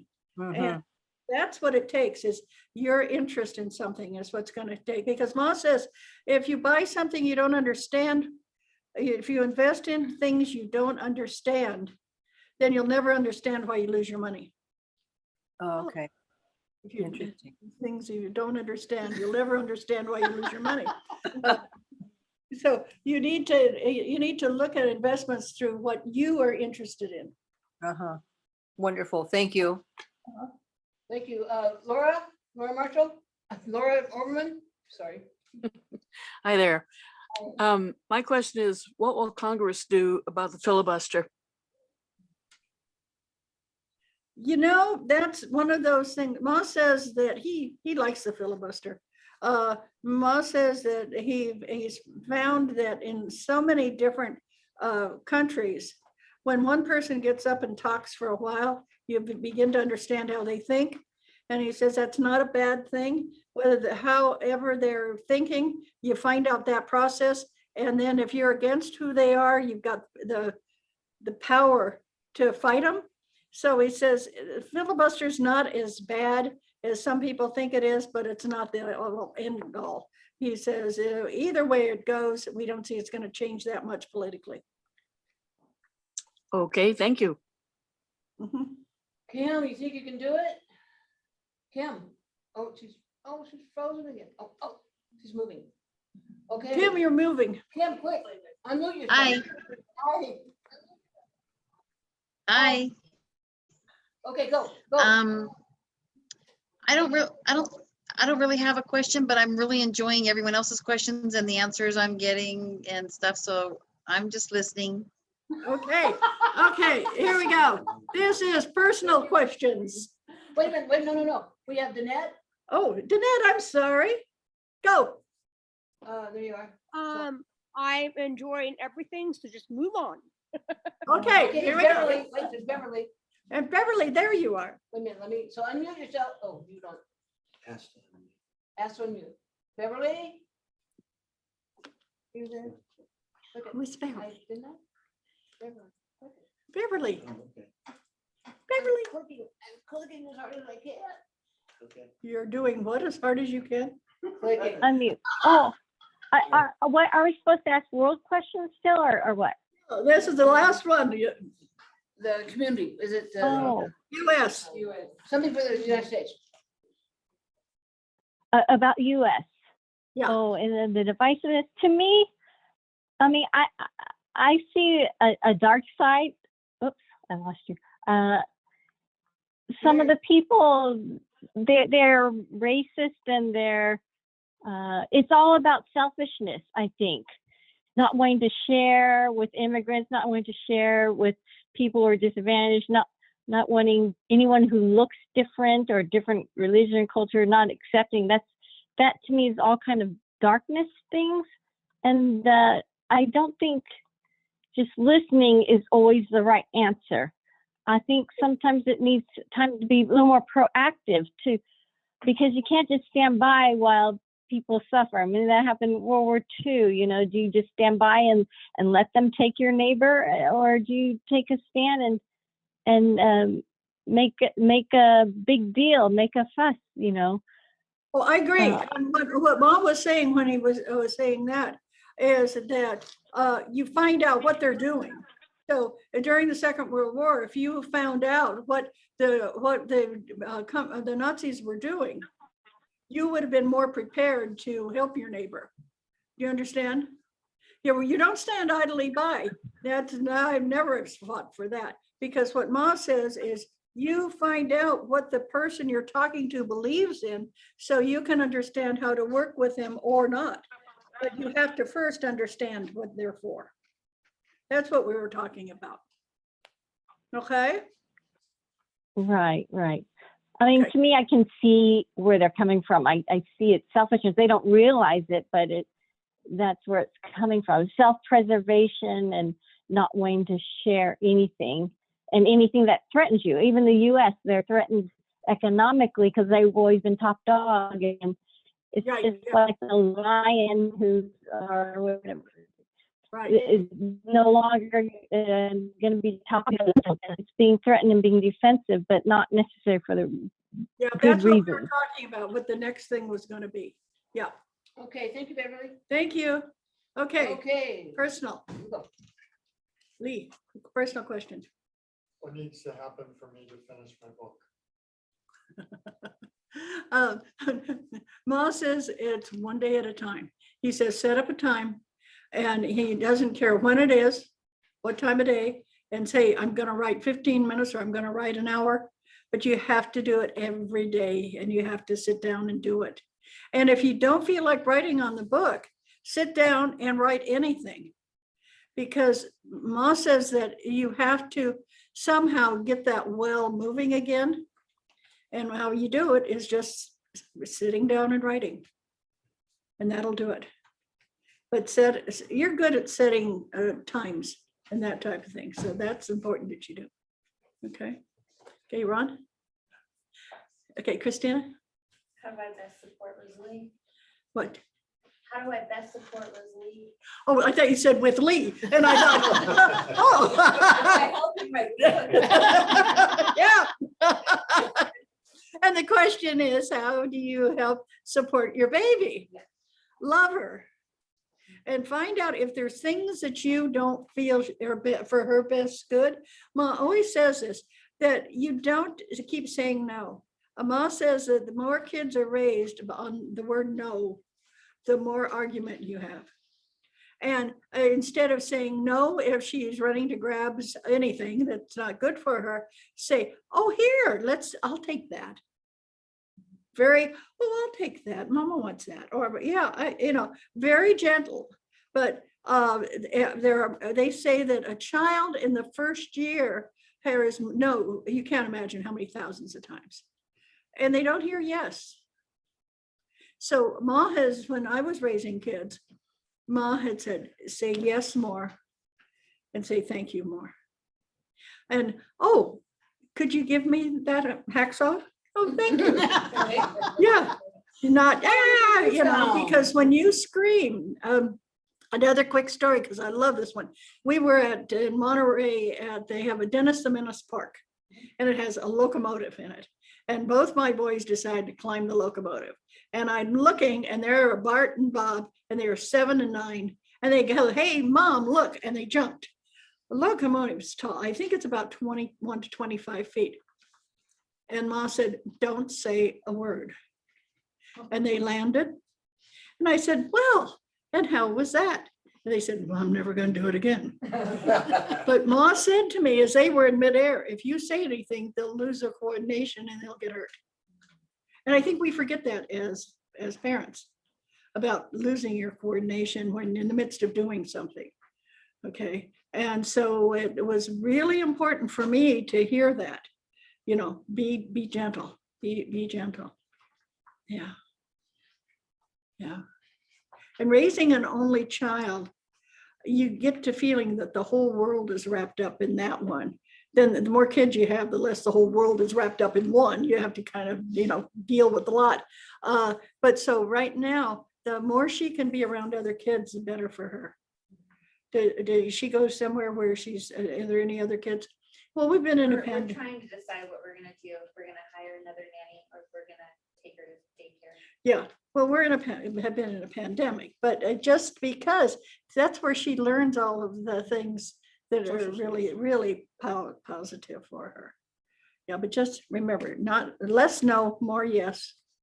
That works. Okay. Yeah, Maria. Do I ever gonna move back to Chile? Ma says we see you having a hot place in Chile, but I'm not too sure that you're gonna move there full time. Did you say a hot place? No, another, Oh. her question is, she ever gonna move back to Chile? Chile might mean hot to you, but for her, it's home here. No, Ma says that we see you staying there, but not 100% living there. Because you got quite a, yeah. Ma says there's family here. There's wonderful things in Chile, but not for you, because you could buy a very, very nice house if you sold your place, but you still like having a place here because of your family. Does that make sense? Okay. Yeah. Don't you still own some land in Chile? Yeah. So you might want to think about what you're going to do with that, and so you'll have a place. Because Ma says this is a great place. You relax when you're there. That's the most beautiful part of Chile. Yeah. I have that piece of land. Yeah, Ma says you relax there. And so that's real important for you to find a place to do that. Yeah. Okay, Kathleen. Just generally, anything coming up for me that I should know about? Okay, and the question is there anything coming up for her? And have you been putting out the energy that you would like to meet somebody new? Yeah. Because that's what we see. Ma sees somebody kind of walking through your door. Well, you have to know them pretty well if they're walking through your door. So there's somebody new coming in, but it doesn't look like it happens until August. So if you hear from somebody that says, hey, I'm coming to visit, and it's someone that makes your heart go pity pat, I'd open your door. Yeah. Okay, because that's what we see. As far as school, I still see you have a job. I don't know if you've been talking about retiring or something, but my guide says you like this job and it feels really good.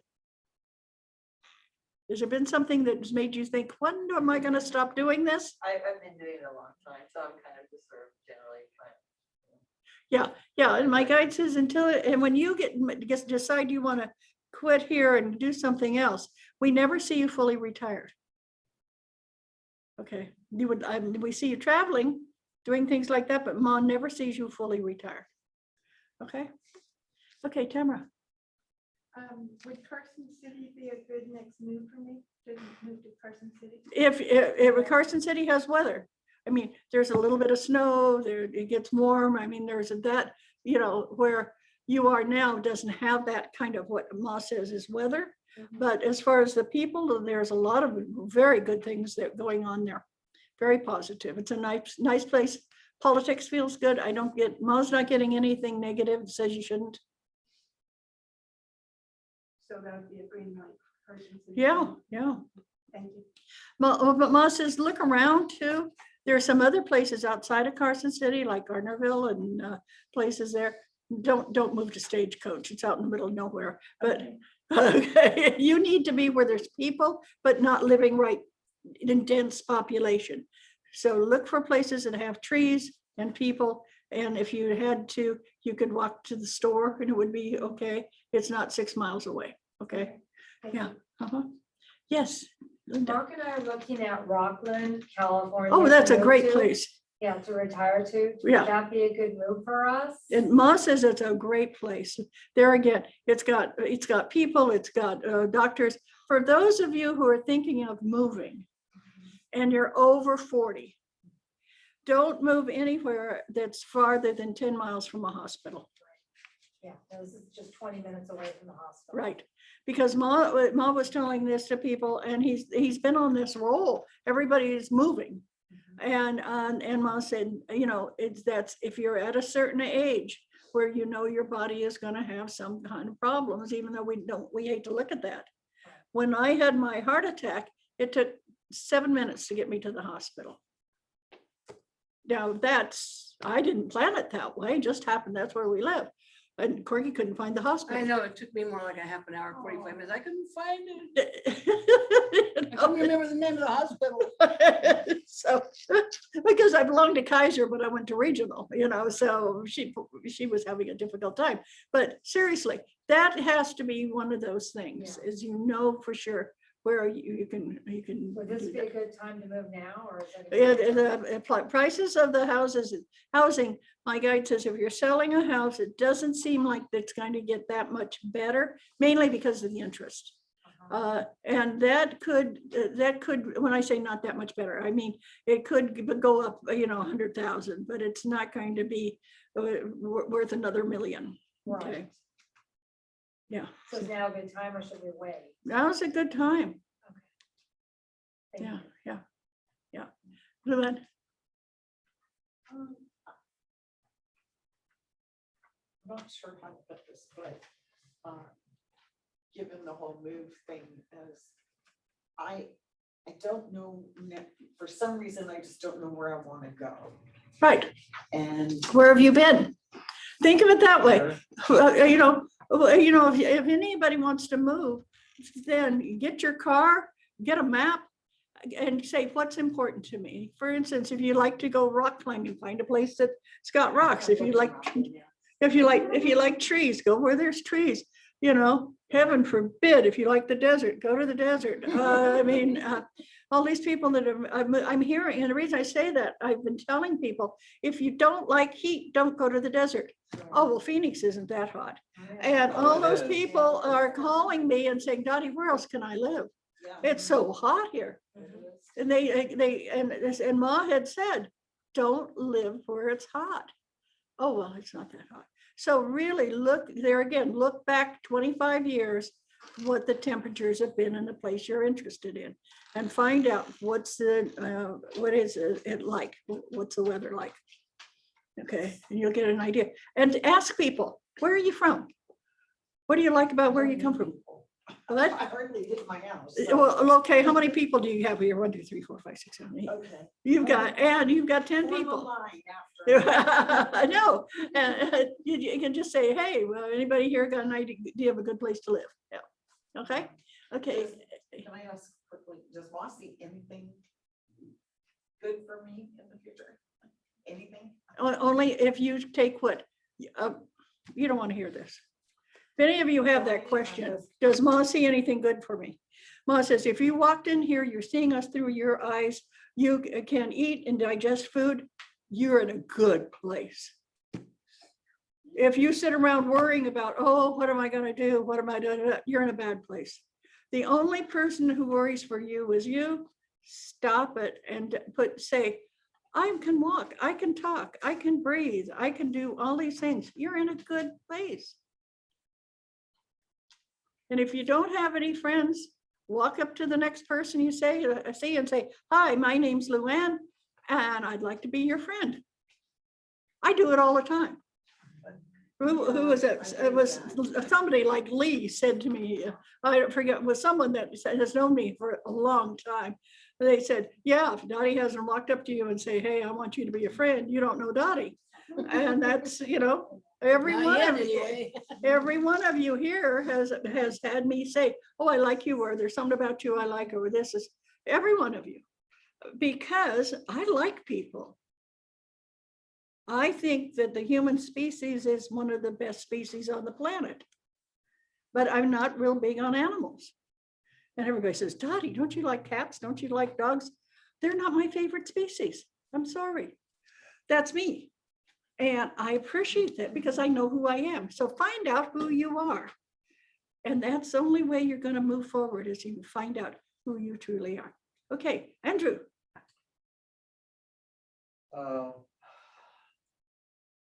In the short term, I've been living in Lahonda for 3 years now.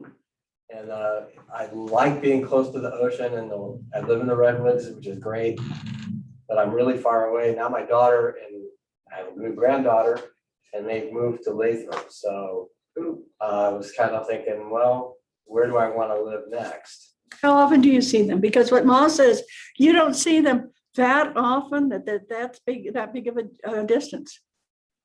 I see them once a month and Yeah. maybe make it more than that. Yeah, but that's not that big of a distance because here they're closer. And Ma says you don't see them that often. Don't put your, Ma says, don't put on them, you're having to move. No, but I mean, there's a part of me that doesn't want to be in the Bay Area. Okay, well then. Like, I'd like to move maybe to Northern California or Southern Oregon. Yay, but don't say, well, I need to move closer to my kids. Say, where do I want to be? Okay. Okay, Good way to look you at see, because you're making them responsible. Because I hear parents say, well, we moved here for you. The kids are going, I didn't ask you to move here for me. And Mom says, we have to do what we feels good for us. Yeah. Yeah, that's what you do. Okay, All right, thanks, Mom. yeah, okay. So we have a new person on, Brianna. Hi, Brianna, what's up? So unmute, please. Brianna, unmute. Yes, I had to be in a meeting until 8:30, so I just didn't want to miss, so I snuck on. Sorry to come in so late. I was working. Okay, so we've been having people ask Ma questions about universal questions, USA questions, and a personal question. Do you have any question that's just burning a hole that you really want to ask my spirit guide, Ma? I want to know when I'm going to get helpers who can work with me. Two wood helpers here in the South Bay. What? I didn't hear the first word. What did you say? When I'm going to get Subud helpers who can work with me in the South Bay. Okay, but have you reached out? Because my guide says this is a really interesting look at the project that you're doing is really interesting and you haven't contacted enough people.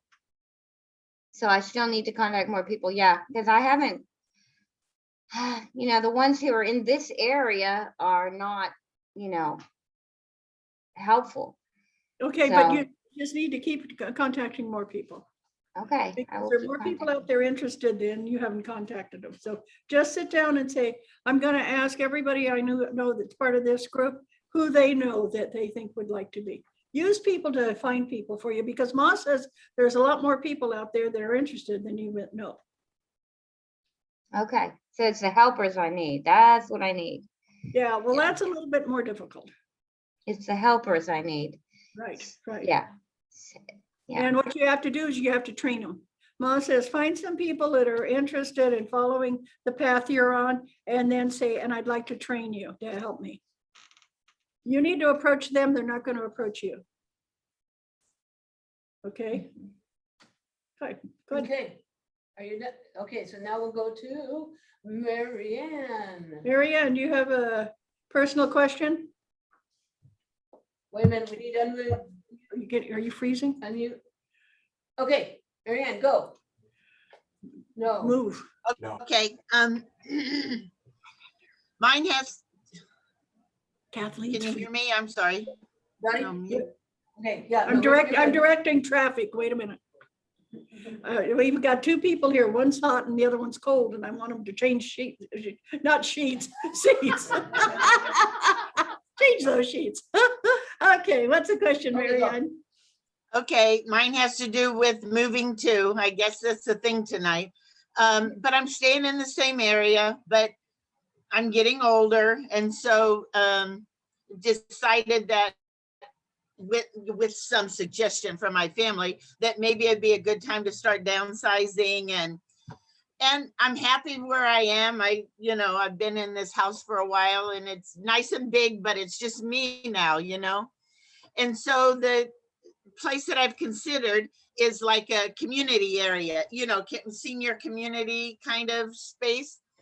And so I'm just deciding if it would emotionally and financially be a positive thing for me. And I've been mulling back and forth for over a year, maybe 2 years now. And I'm having a hard time making up my mind if that's what I should be doing, so. Yeah, it's definitely what you should be doing. Yeah, the house has outgrown you. You've got stuff you need to get rid of.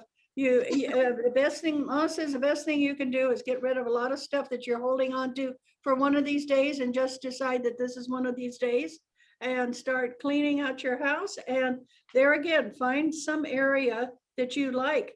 There's a lot of places that you can move to. And Ma says, find a place that is very good to work with seniors, that also has like a clinic, all sorts of things right around it. And there's plenty of them around. And so just decide to look for them.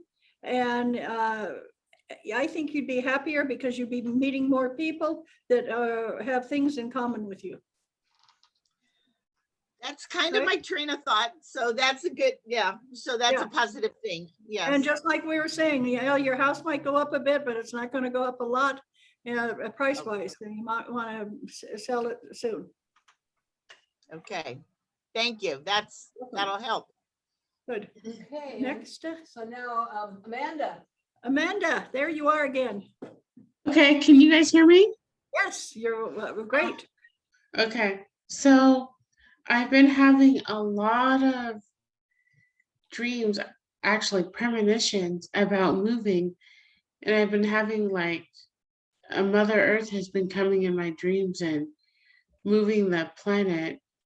And when I get positive dreams like that, or when it's positive like that and nothing's breaking, that means there's going to be some like changes happening. So, and I'm getting a lot of dreams about moving to a different place. And my strong desire is to stay in San Jose. So will I be in San Jose? Yeah, my guide says yes, and we see you moving towards some people that you know. In other words, there's people that Ma says that we see this move not being just for you to move, but also for people that you know, so you could live closer to them because they care for you. Well, okay, so yeah, and I see myself like in a bigger apartment, so I'll be by myself then. I'm not sure you're going to be by yourself, because what Ma was saying is we see this move not just because you want to move, but because there's some people that you are close to, that you know and you feel comfortable with, and we see you moving close to them. Whether that means moving in with them or close to them, I'm not too sure, but we see this as a move that's coming up, but it looks like it's closer to November than right now. Ma says you don't want to move during the summer. Everybody's moving, and he says it causes a lot of chaos, but we do see the move coming up for you later, and it feels very good. Okay. Oh, okay. Yeah. And then then I was getting dreams about my love life. So I dreamt that I met someone. Okay, well, you need to keep reaching out.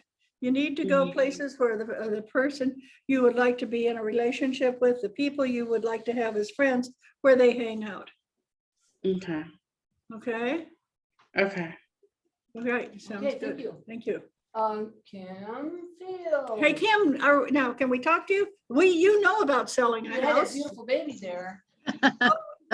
Too much. Our dear Kim. My question, yeah, I'm here. My question is, how soon will Isabella and Brittany be able to move up to Oregon with us? It depends on whether you want them to move up just to move up, or you want them to move up after they settle everything. My guide says, we see that the move is going to be definitely before the end of the year for them, but it looks like it could be as soon as October. No sooner than that, huh? Like you still got things you need. She, still has things she needs to take care of. Unless there's some special dispensation she can get. My guide says it looks like, September is going to be a very difficult month for her, and she needs to be here. Okay, thank you. Welcome. We'll talk to you. We'll talk to you after class. Okay. Good. Go, Corky. Okay, Laura, let me get you on there, Laura. Hi there. Is there any message from my friend Lee? Well, Lee's still hanging around. Lee made her transition earlier, but she's still hanging around. And lots of times people do that when they're a little bit confused when they die. They, you hear about people dying today and being in spirit tomorrow. Well, some people, they're a little confused about where they're going, what's happening, and they just kind of hang out. So you should be hearing messages from Lee because she's kind of hanging out, trying to figure out what to do, where to go, and talk to her. Just put her in your prayers and say, Lee, it's time for you to let go of your connection with me, with Linda, with all these people. And it's time for you to let go and move on. You can help her. We can help people who she's not stuck. She just doesn't know that she has to go on. She doesn't realize it. Okay, thank you very much. Welcome. Thank you. Danette? Okay, it's your turn. I know. First of all, to the man who wants to move to Northern California, Arcata is a great place. I raised my children there and I was raised there. So that's a great place to choose. That's Humboldt County. Right, talking to you. Yeah. Yeah. Yeah. And is that area still having problems with marijuana growers, or is that all calmed down now? It's a lot. I mean, they're always going to have issues, but it's not. I live in Park City now, but my children and my life was in Arcata. Right. And it's a very great place to raise children, to have family. The marijuana is going to happen regardless. It's going to move. So, you have the black market working with the market. Yeah. Okay, and as long as it's, that's not something that bothers somebody, it would be fine. Yeah. So anyway, so moving on. I have someone from the past coming, I could feel it, and it's kind of odd, but I keep on going back. And I'm not calling that person, but I feel like there's a pulling. Well, why don't you call? Because Ma says, this is someone who has matured. I don't know what your connection was earlier, because Ma just says, this is somebody that you really still have heart energy for. And they have, yeah, and they've matured, but it's somebody from your past. And who did you date somebody when you were in high school? Yeah, all through high school. Yeah, and what happened? We grew up and both went different. I went to Cal Poly and he went to Chico. Right. And what Ma says is go online and see if you can find this person and say, hey, I talked to a psychic and she said I'm supposed to call you. That way you get off the hook for doing it on your own. I'll take the blame. And I think you're going to be surprised how excited he's going to be. Ooh, okay. That's not what I expected, but thank you. So that's it? Okay. Well, good luck. Hey, Cheryl, it's you. Hi. Okay, so I'm unemployed and I have some reserve money to live on. I am getting unemployment and I'm looking, I started looking for work. I'm wondering if wait just a minute, Cheryl. Ma says you don't want to go back to work right now. If you got a job next week, you'd be really hesitant to take it. I'm off, but I don't want to run out of money. I know. You're not going to be running out of money. You've got enough for a little bit longer. Right now, the weather is good. They're enjoying your place. Ma says, put out some feelers. Talk to people that you've worked with at different places. Ask who's hiring. This is a time for you to do your homework. Just start sending out all sorts of notes to everybody saying, hey, heard of any jobs? Because my guide says you're going to get a job by it being told to you by a person who actually knows what goes on in that company, not some company that you're going to reach that you don't know anything about. Okay. Network. Yep. Stanford University is doing a lot of hiring. Oh. Stanford University. Oh, sorry. Yeah. Yeah, Linda says Stanford University is doing a lot of hiring. That's where she works. And Andrew just kind of said something to her. I don't know what. We've got some side talk going on. You live in Placer. He told her you live in Placerville. Okay. But seriously, we see a job situation and it's going to be in July. You're going to love it. And you're going to be hired in July. I don't know whether you're starting to work in July, but Ma says July is when you're going to hear about it. But it's all through you're doing the networking. It's not through going through an agency. Okay, great. Super. Okay. Thank you. Yes. That's wonderful news. Okay, awesome. Thank you. So, Patty. Hi, Okay. Joyce. Hi, yeah, Joyce got to join us. Yay. So I'm having some challenges with my digestion, and I'm looking for direction on how I can improve it and really make it, get it better. Heal it. Oh, this is weird because Ma shows me your stomach. And it's not in your stomach, but it's in your intestines, and it's bright pink, means it's irritated. Something has irritated as your stomach empties into the digestion, and it enters into the small intestine, not the large intestine. So are you having any pain here? I've been having some discomfort. Yeah, it's getting better, but I can feel it across my low back. Right. And so what Ma says is warm water first thing in the morning. No, don't put anything in it, just a glass of warm water. And if you like hot water, that's fine. It's like you wake up in the morning and your intestines aren't starting to work. Okay. Kind of sticking together. It's weird to see, but it looks like your intestines are sticking together. And when they open up, they kind of pull against one another. So we want you need to keep food in your stomach, a little bit of food. This is not a time to have big meals. This is little meals and stuff that digests easily. I don't get it's an ulcer, but it's something that's red that my guide's showing me. And he says he wants you to be drinking warm water, and just watch what you eat and make sure it doesn't have a lot of bulk, because when it has bulk, it pulls on that small intestine. Okay. That's really interesting. The other night I had this dream that I don't remember all of it, but it looked like intestines, and they were blue and red. Yeah, interesting. Thank you very much. You're welcome, babe. Okay, Jeannie. Okay.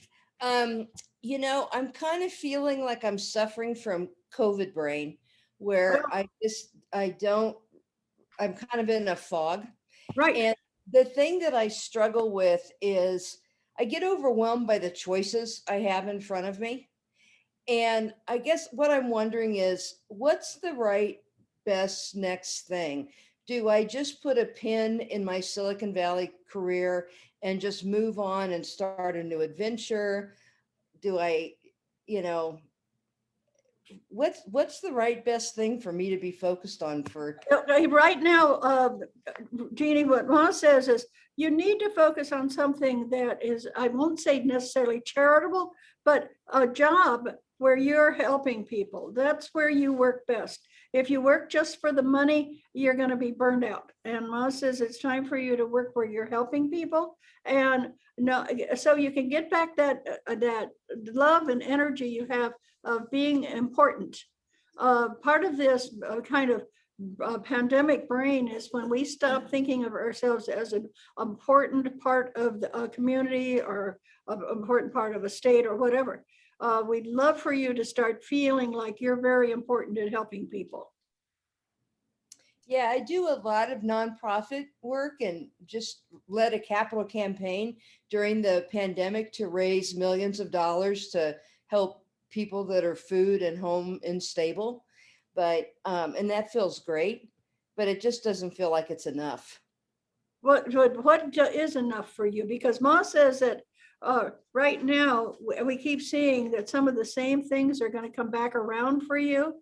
And he says it'd be great if you were starting to have your own program, whether it's a podcast or whether it's something where you're helping other people. You shine at that. Okay. Okay, that makes sense. Thank you. And just sit down and say, how is all the ways I can help other people? Can I do a podcast? Can I do classes? Can I do a Zoom meeting? What is it that I can help these people who've been sitting behind closed doors all by themselves for over a year? How can I help them realize how great and wonderful they are? Thank you. And you help other people feel good about themselves. It makes you feel good about yourself. I have that business plan half done. I guess I should finish it.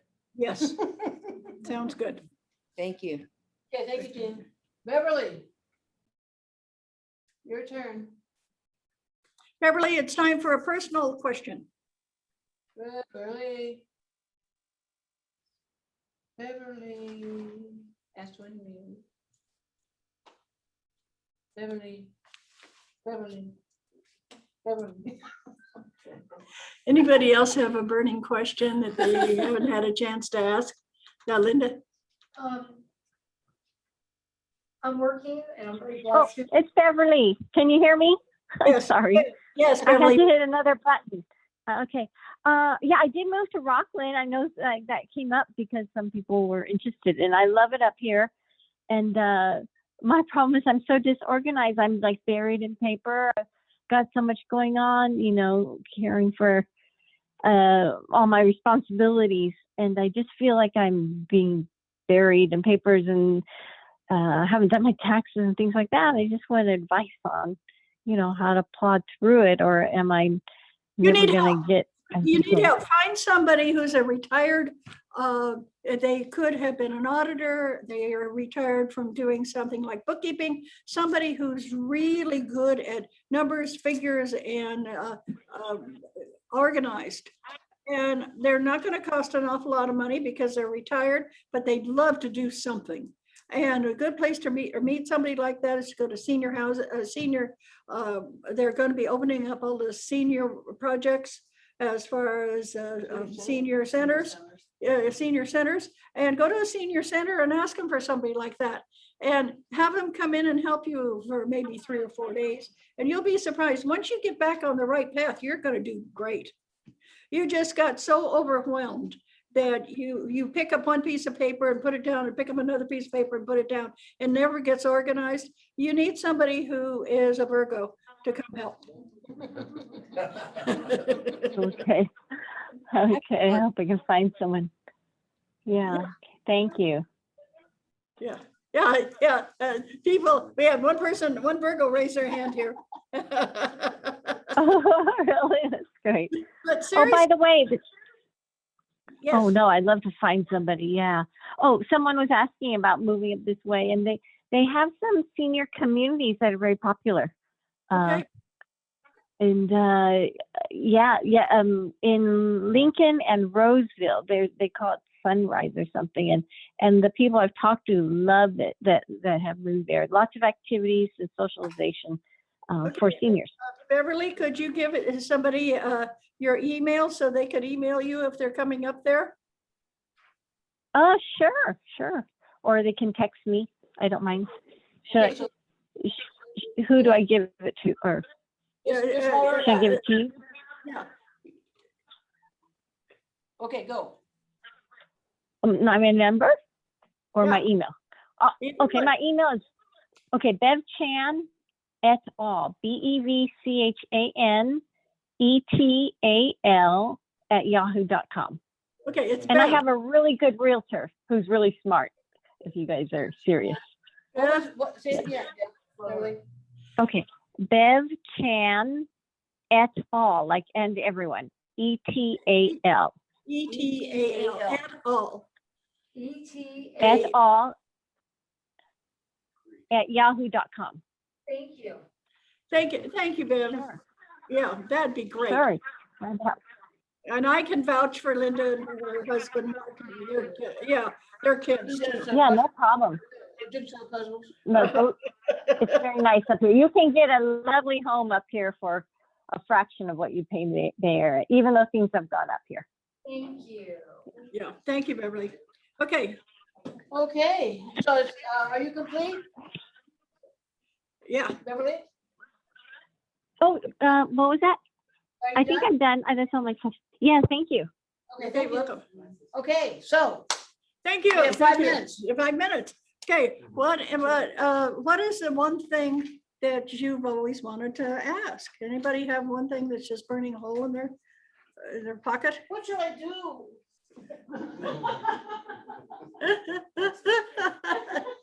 Yes, Will I be able to clear my debt this year? not if you keep spending. Ma says you've been spending too much this year. I don't know what that means. Yeah, I don't know what I that means do. either. Stop spending. Yeah, I've been pretty frugal. okay. Like amazingly frugal. Well, but he's talking about the 2020, not just 2021, but the whole year. Just on classes.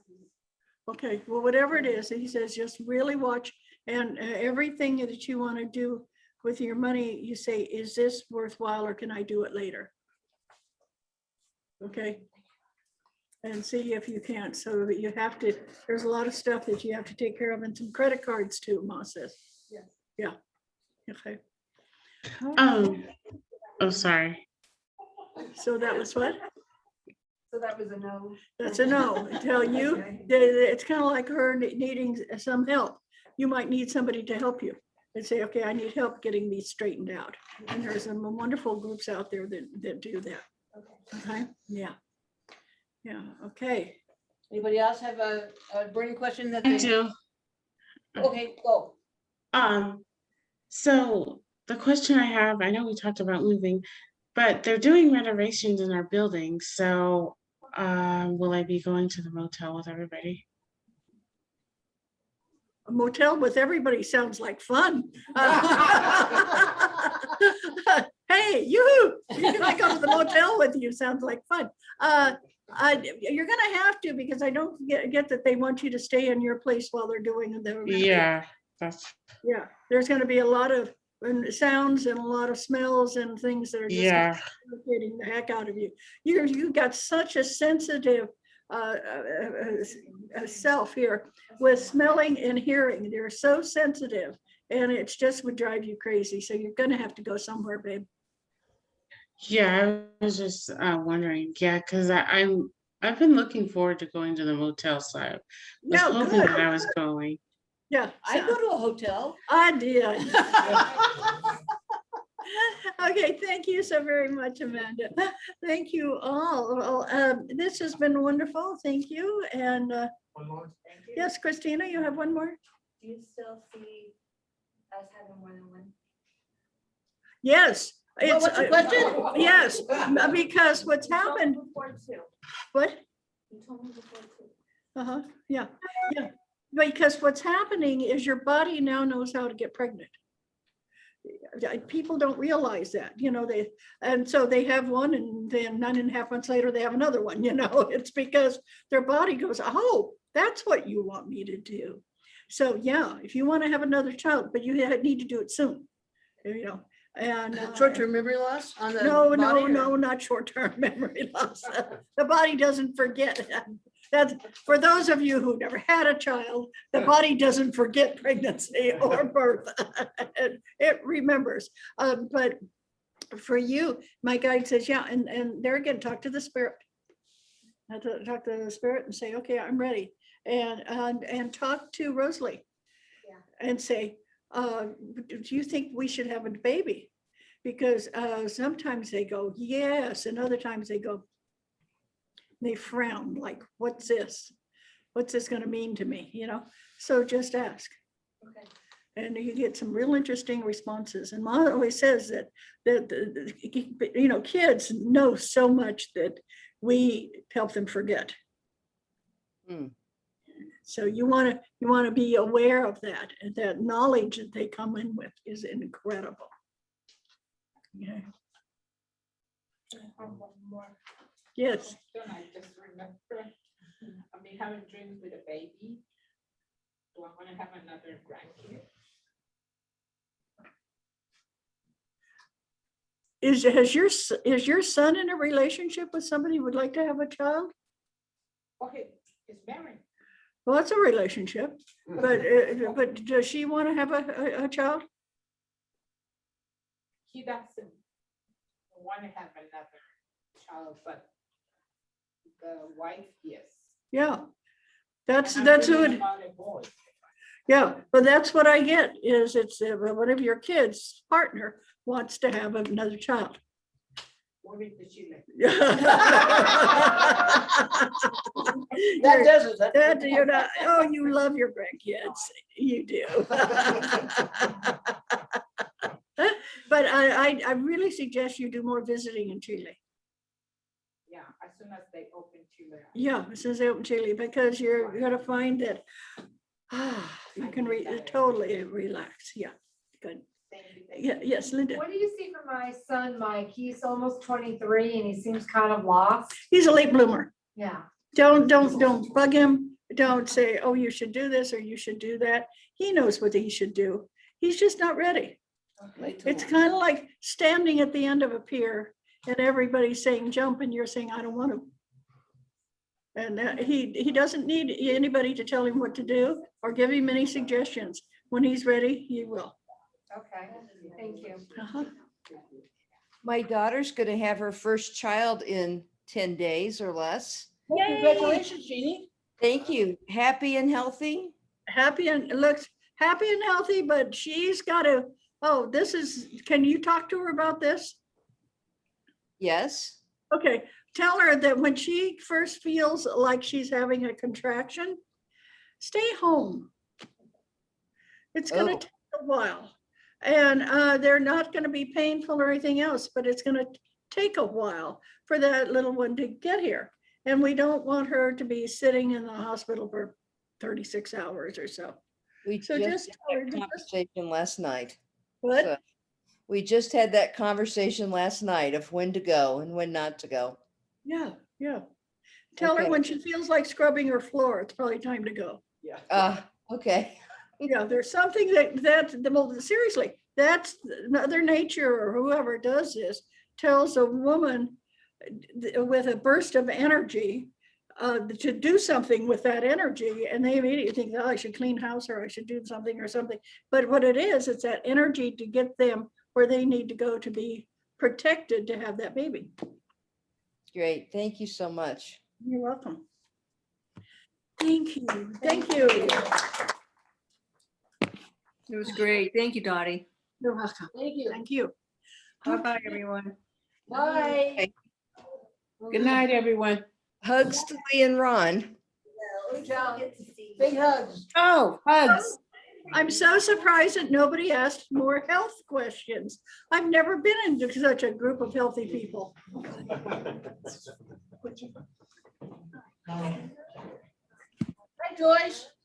Hey, how's it going? Okay. How you doing? Doing good. Any questions? Yeah, long day. What? Oh, no. Any questions? Do I have any questions? Ask me, was I working? And say, yeah, a long day. For any of you who are interested in the next class is get in touch with your soulmate and then what? Oh, if you need, we're gonna be setting up a church. Oh, you are? Yeah, just leave them. And so if anybody wants a schedule of classes, it's there by the hand sanitizer. So scheduled classes coming up.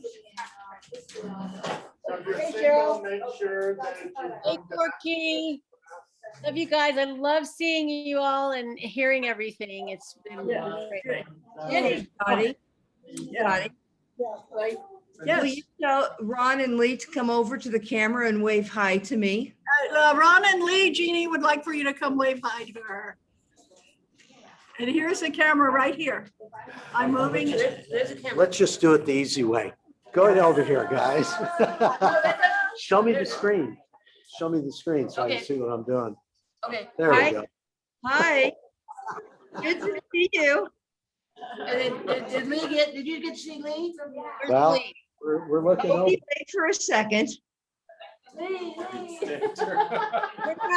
you. Thank you. We were so good the whole thing. Yeah. Legally, we had not shown anyone. And now in a burst of energy, instead of cleaning the floor, we just swung the camera. Thank you. Bye-bye. Take care, everyone.